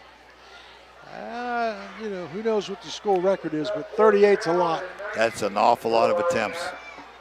And it's going to be another one here. Ice looks for the long ball, well overthrown, and Caldwell will take over on downs at the 5:09 mark of the 4th quarter. 34-14, Caldwell leads Waterford. It's going to be 1st and 10 for the Redskins, and that point of the game where we're starting to think about the Patty's Place post-game report, and also the player of the game, the drive of the game, and the play of the game. Sponsored by King Carpet, Patrons Buckeye Mutual, and Plus One Pizza. 1st and 10 for the Redskins. Bender has gone the entire way at the QB spot. He will keep it. Goes to the right side. And down he goes. Gain of 2 or 3. Did he stay in bounds would be the key question. I believe he stayed in bounds, so clock will keep moving. No gain on the play, make it 2nd down and 10 from the 30. Clock moving at 4:40 of the 4th quarter. 8 carries tonight for Bender for 110 yards. You know, not his best numbers, but he's been in charge. Yes. Of course, that includes the big 72-yarder early in the game that changed the momentum. Well, there he goes. Tries to break to the line, can't do it. Waterford has his number. They do. Well, except for that 172-yard run, he has been held in check. But again, they're not doing anything real fancy here either, are the Redskins. The Redskins, all they're trying to do right now is run the clock. Keep that clock moving. Yep. Try to get out of this without any injuries. Yep.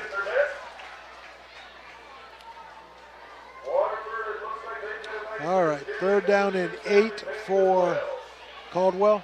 Will they keep it on the ground? Now they shift. And I believe they took a timeout because the play clock had run down to 1 second. Yeah, they didn't want to jeopardize that that precious 5 yards. So at the 3:30 mark, Caldwell burns the timeout. It's 34-14 in favor of Caldwell. It's a 3rd down and 8. Just give us a chance to mention all of our great sponsors.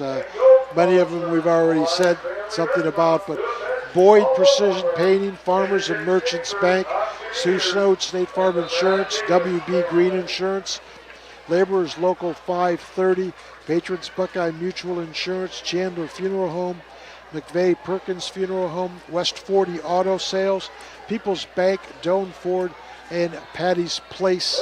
All of them terrific sponsors, and we'll make sure we take note of them before we sign off tonight, as certainly they're great supporters of high school football. Here we go, 3rd down and 8. Bender back to pass, has Herlin. Herlin breaks a tackle, gets the 1st down. He has room. Herlin's got one guy to beat, down to the 10, to the 5, touchdown. That's going to be 69 yards. I think the official back here is going to say he stepped out right around the 3-yard line. Oh, my. Well, it's going to be a Caldwell Lumber 1st down on a 69, make it 66-yard pass. Tough break for those two. But Caldwell set up here, 1st and goal. All right, so 1st and goal for the Redskins. On a pass, big bomb from Bender to Herlin. Boy, great effort there by Herlin. He broke a tackle here right around the 40-yard line. And that young man can run. Yeah. All right, 1st and goal for Redskins. It's Bender trying to get to the outside. Cuts it back to the inside. Not there. He'll get down to about the 1-yard line. A couple of yards on the scamper for K.O. Bender. Let's see. They've got... now, this is a situation, Mike, where if they don't get it on 2nd and 3rd, they might try that field goal. They could, just to give him the opportunity to practice that, because it may come later in the season where that's a necessity to win a football game. So let's see the drama if the Redskins do get in, and if not, will they try the field goal? That's Ethan Kroc. That's going to be Ethan Kroc on a 2-yard touchdown run. So Ethan Kroc, is that his first touchdown of the night? Yep. Ethan Kroc, 2-yard run, comes at the 2:27 mark. And now the extra point pending for Chaz Peffer.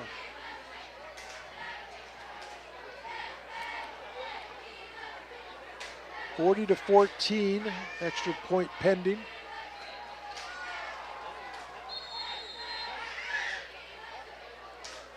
You know, I'm not sure it's not the officials, Mike, who are holding up what seems to be long snaps. Kick on the way, looks really good from here, and it is.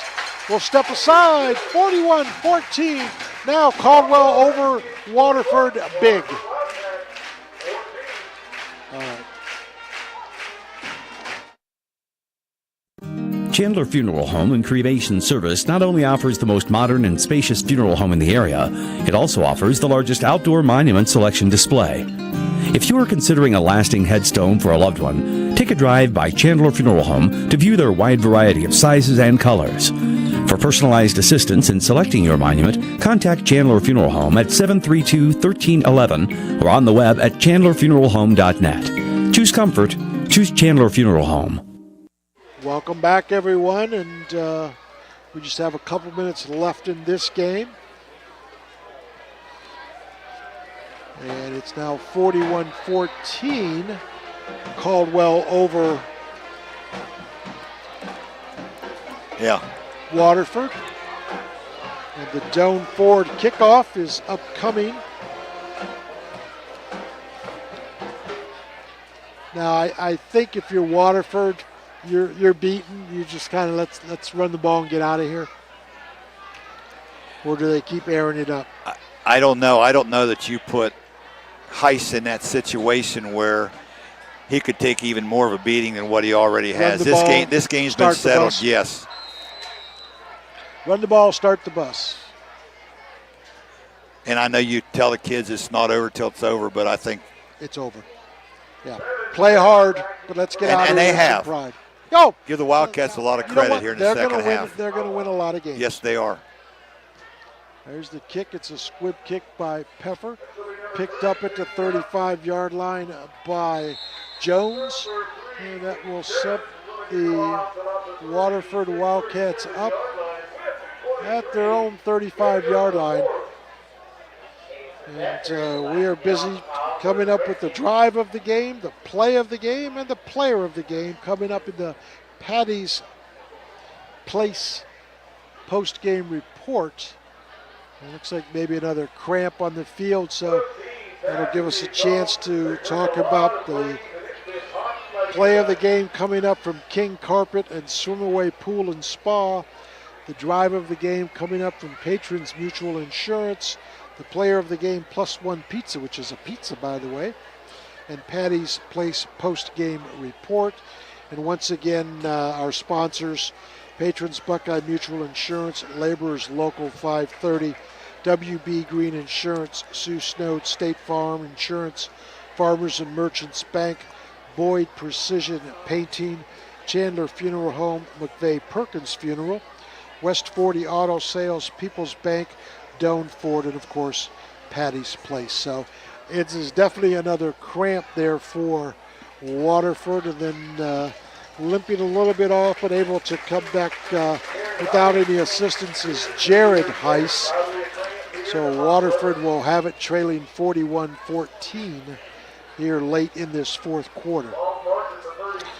Caldwell, as we mentioned, will be on the road next week at Wellsville. We'll talk a little bit about that in the post game. So the task at hand, though, right now is to try and seal the deal, get out of here with no injuries, and playing hard, good football for both teams.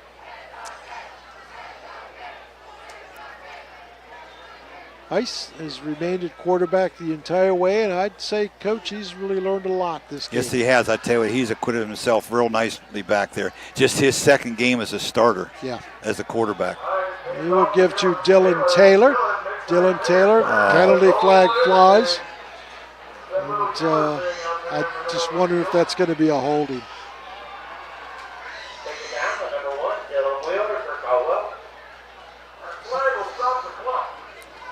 You know, we did say something earlier about the officials, and I said in the back of my mind, they're going to wave it off. That's good. Yeah. I was going to go on a rant, sorry. I kind of had that feeling coming. Let's there's no hold, let's go. Down to 2 minutes and change here. 1st and 10 for the Wildcats. Now officially 2 minutes to go here in this football game, where it's been all Caldwell as to the middle of the first quarter on. There's a little bubble screen and a catch, and another first down for Heiss and company. That's going to be a Doan Ford first down for the Wildcats. Another pass completion for Ice. Ice back to pass again, in trouble. Looks right, looks left. Now tries to scramble. He's got some room.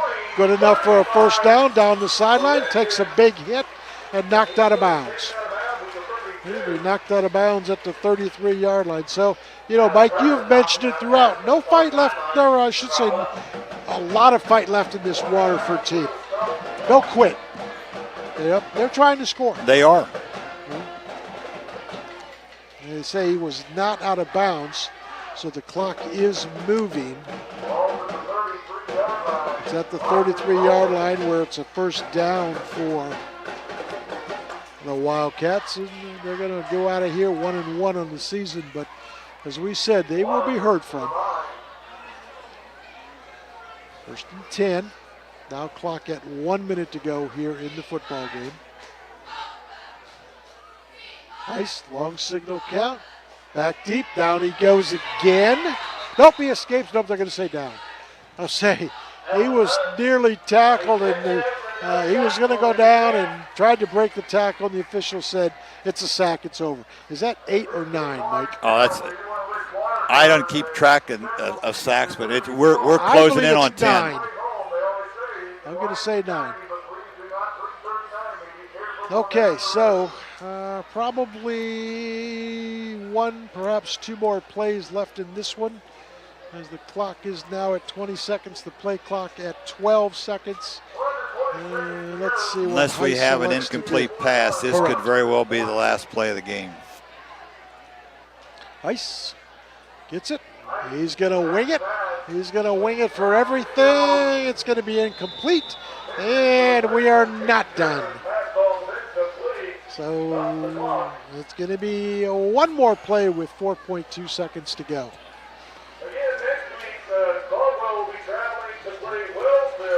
So one more time, and no doubt Heiss will try to unload this one again.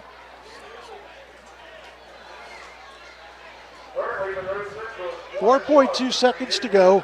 3rd and 15. Ball on the 40-yard line. Caldwell in control. Heiss and company for Waterford. One more play. Back to pass is Heiss in trouble. He fumbles the football, and that's going to do it. That's going to end the football game, where the final score is going to be Caldwell 41, Waterford 14.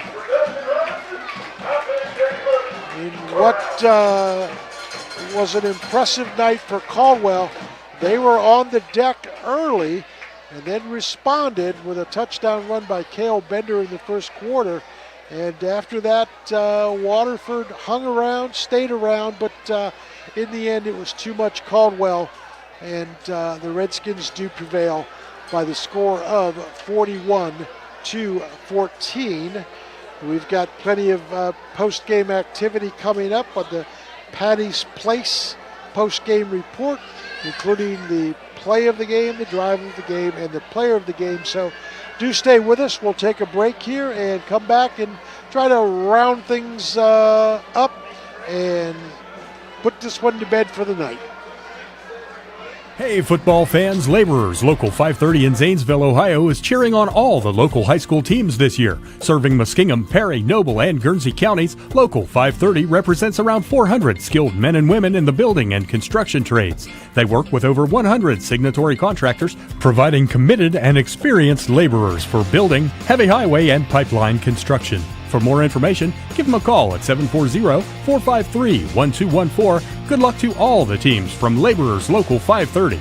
Hello, this is Brian Chandler from Chandler Monuments. Every monument tells a story, and every story deserves to be told. Stop in and let our staff at Chandler Monuments help you create a lasting memorial for your loved one. We are the largest, most affordable monument dealer in the area. Our outdoor showroom provides you with the best granite at the best pricing. Contact us today at Chandler Monuments, 740-732-1311, or visit us on the web at chandlermonuments.com. Creating enduring memories, Chandler Monuments. I'm not buying till I check on for Most of us are faced with uncertainty every day. Your job, your finances, sporting events, schooling for your children, and so much more. With so much uncertainty surrounding you, there's one auto dealership that you can be certain about, and that's Doan Ford. You can be certain that you'll always get a great deal and the best service afterwards. In business for nearly 60 years has given Doan Ford the reputation of being a strong, reliable dealership. Be certain. Choose Doan Ford. Online at DoanFord.com. When a loved one dies, the remaining family members are oftentimes overcome with sadness, grief, confusion, and stress. If you are burdened with planning a funeral, let the experience and compassion of the McVeigh Perkins Funeral Home staff ease the difficult situation at hand.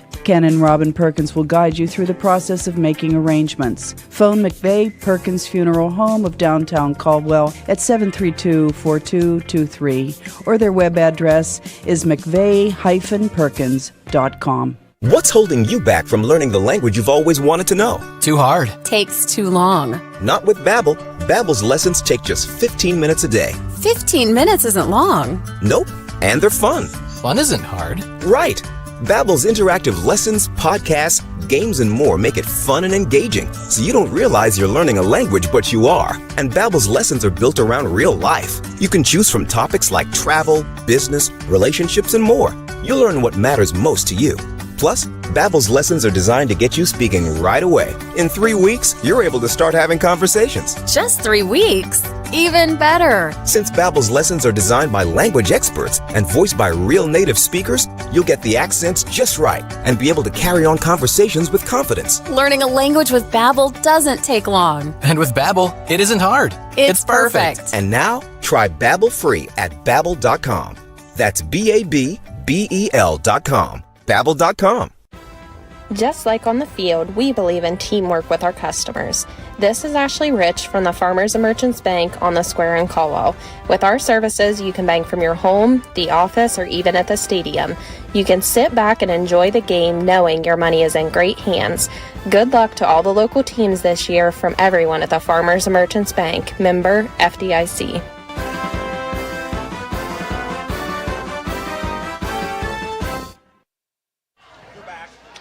Final score tonight, 41-14. It was Caldwell over Waterford. Caldwell now improves to 2-0. They will go on the road next week to visit Wellsville. Waterford falls to 1-1. Let's take a look at the scoring, and Waterford actually opened things up in the first quarter as Jared Heiss hit Dylan Taylor on a 10-yard pass. The try for two was no good. It was 6-0 in favor of Waterford at that point. But just a couple of minutes later, Cale Bender turned the situation around for the Redskins as he broke off a 72-yard run, and the extra point was good by Chaz Peffer, and the Redskins had their first lead, and a lead they would not relinquish. They led 7-6. In the second quarter, it was Dylan Wheeler for the Redskins at the 11:36 mark. He had a 1-yard run. Peffer's extra point was good. It was 14-6 in favor of Caldwell at that point. And then right back were the Redskins, Cale Bender to Alex Hurlin at the 8:10 mark on a 47-yard pass. The try for two was no good. It was 20-6. And then Cale Bender to round out the half on a 12-yard run with 59 seconds to go, ran it in, and then he scored on the two-pointer. And for all intents and purposes, that was pretty much the ball game. In the third quarter, there were two scores.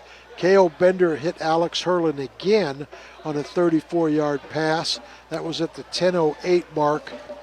Then Jared Heiss came back for Waterford, made it a little bit interesting on a Jared McDougal 25-yard pass. The try for two to Max Roberts was good from Heiss. And then Ethan Kroc rounded it out with just 2:27 to go in the fourth quarter on a 2-yard run. And the kick by Peffer was good. That made it 41-14 in favor of the Redskins. And what about some numbers, Coach? Real quick here to try to wrap this up quickly. Waterford tonight rushed the ball 25 times for a total of 58 yards. Dylan Taylor, the returning starter from last year, 12 carries, 95 yards, their top ball carrier. Through the airways, the junior Xavier Heiss is starting his second high school game, 16 of 42 attempts, 210 yards, 2 touchdowns, no interceptions. Leading receivers for the Wildcats tonight, Max Roberts, 4 for 58. Colton Jones, 5 for 58. Cade McDougall, 3 catches, 51 yards, and 1 touchdown. The Wildcats tonight, total yards, 268.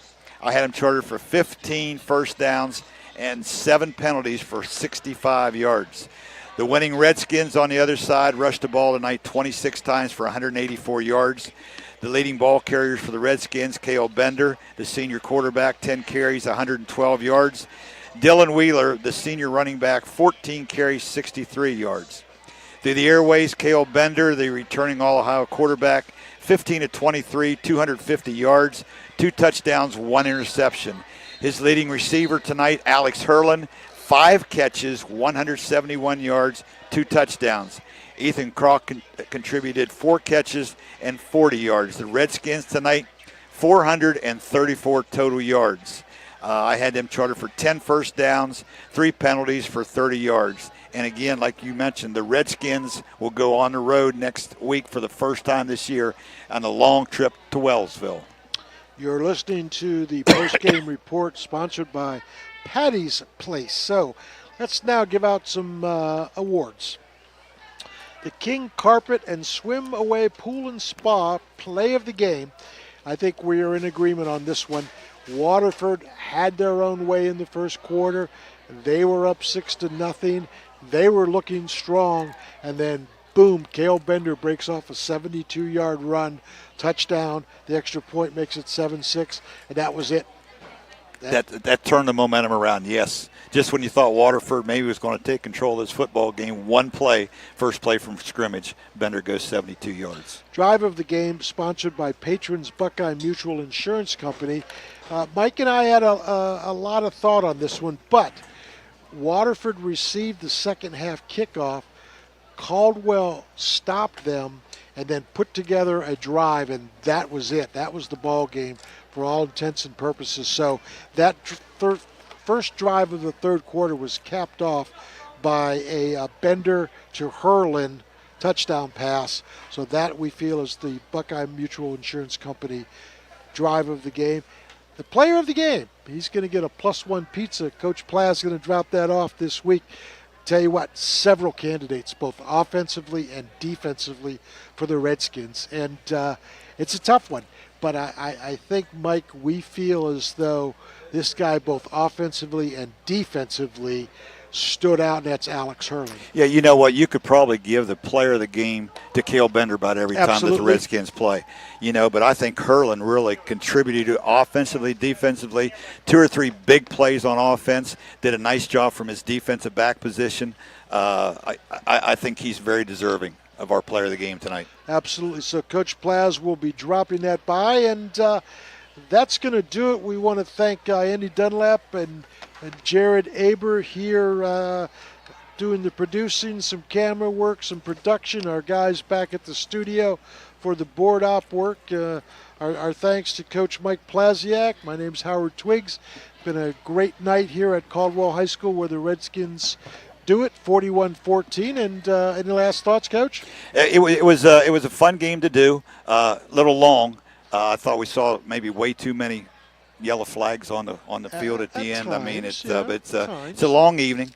I think both teams escaped tonight with no major injuries, Right. which is always good. That's the thing we really want at the high school level. Hard-fought game, but the Redskins just had just too much firepower for the Wildcats here tonight, and go to 2-0 with a long trip next week to Wellsville. There you go. Thanks again, Coach, and thanks to all the great listeners who've been part of our evening. We had fun. Hopefully something we said or did brought some enjoyment to you. But again, we can tell you the final was 41-14. Have a great weekend, everybody.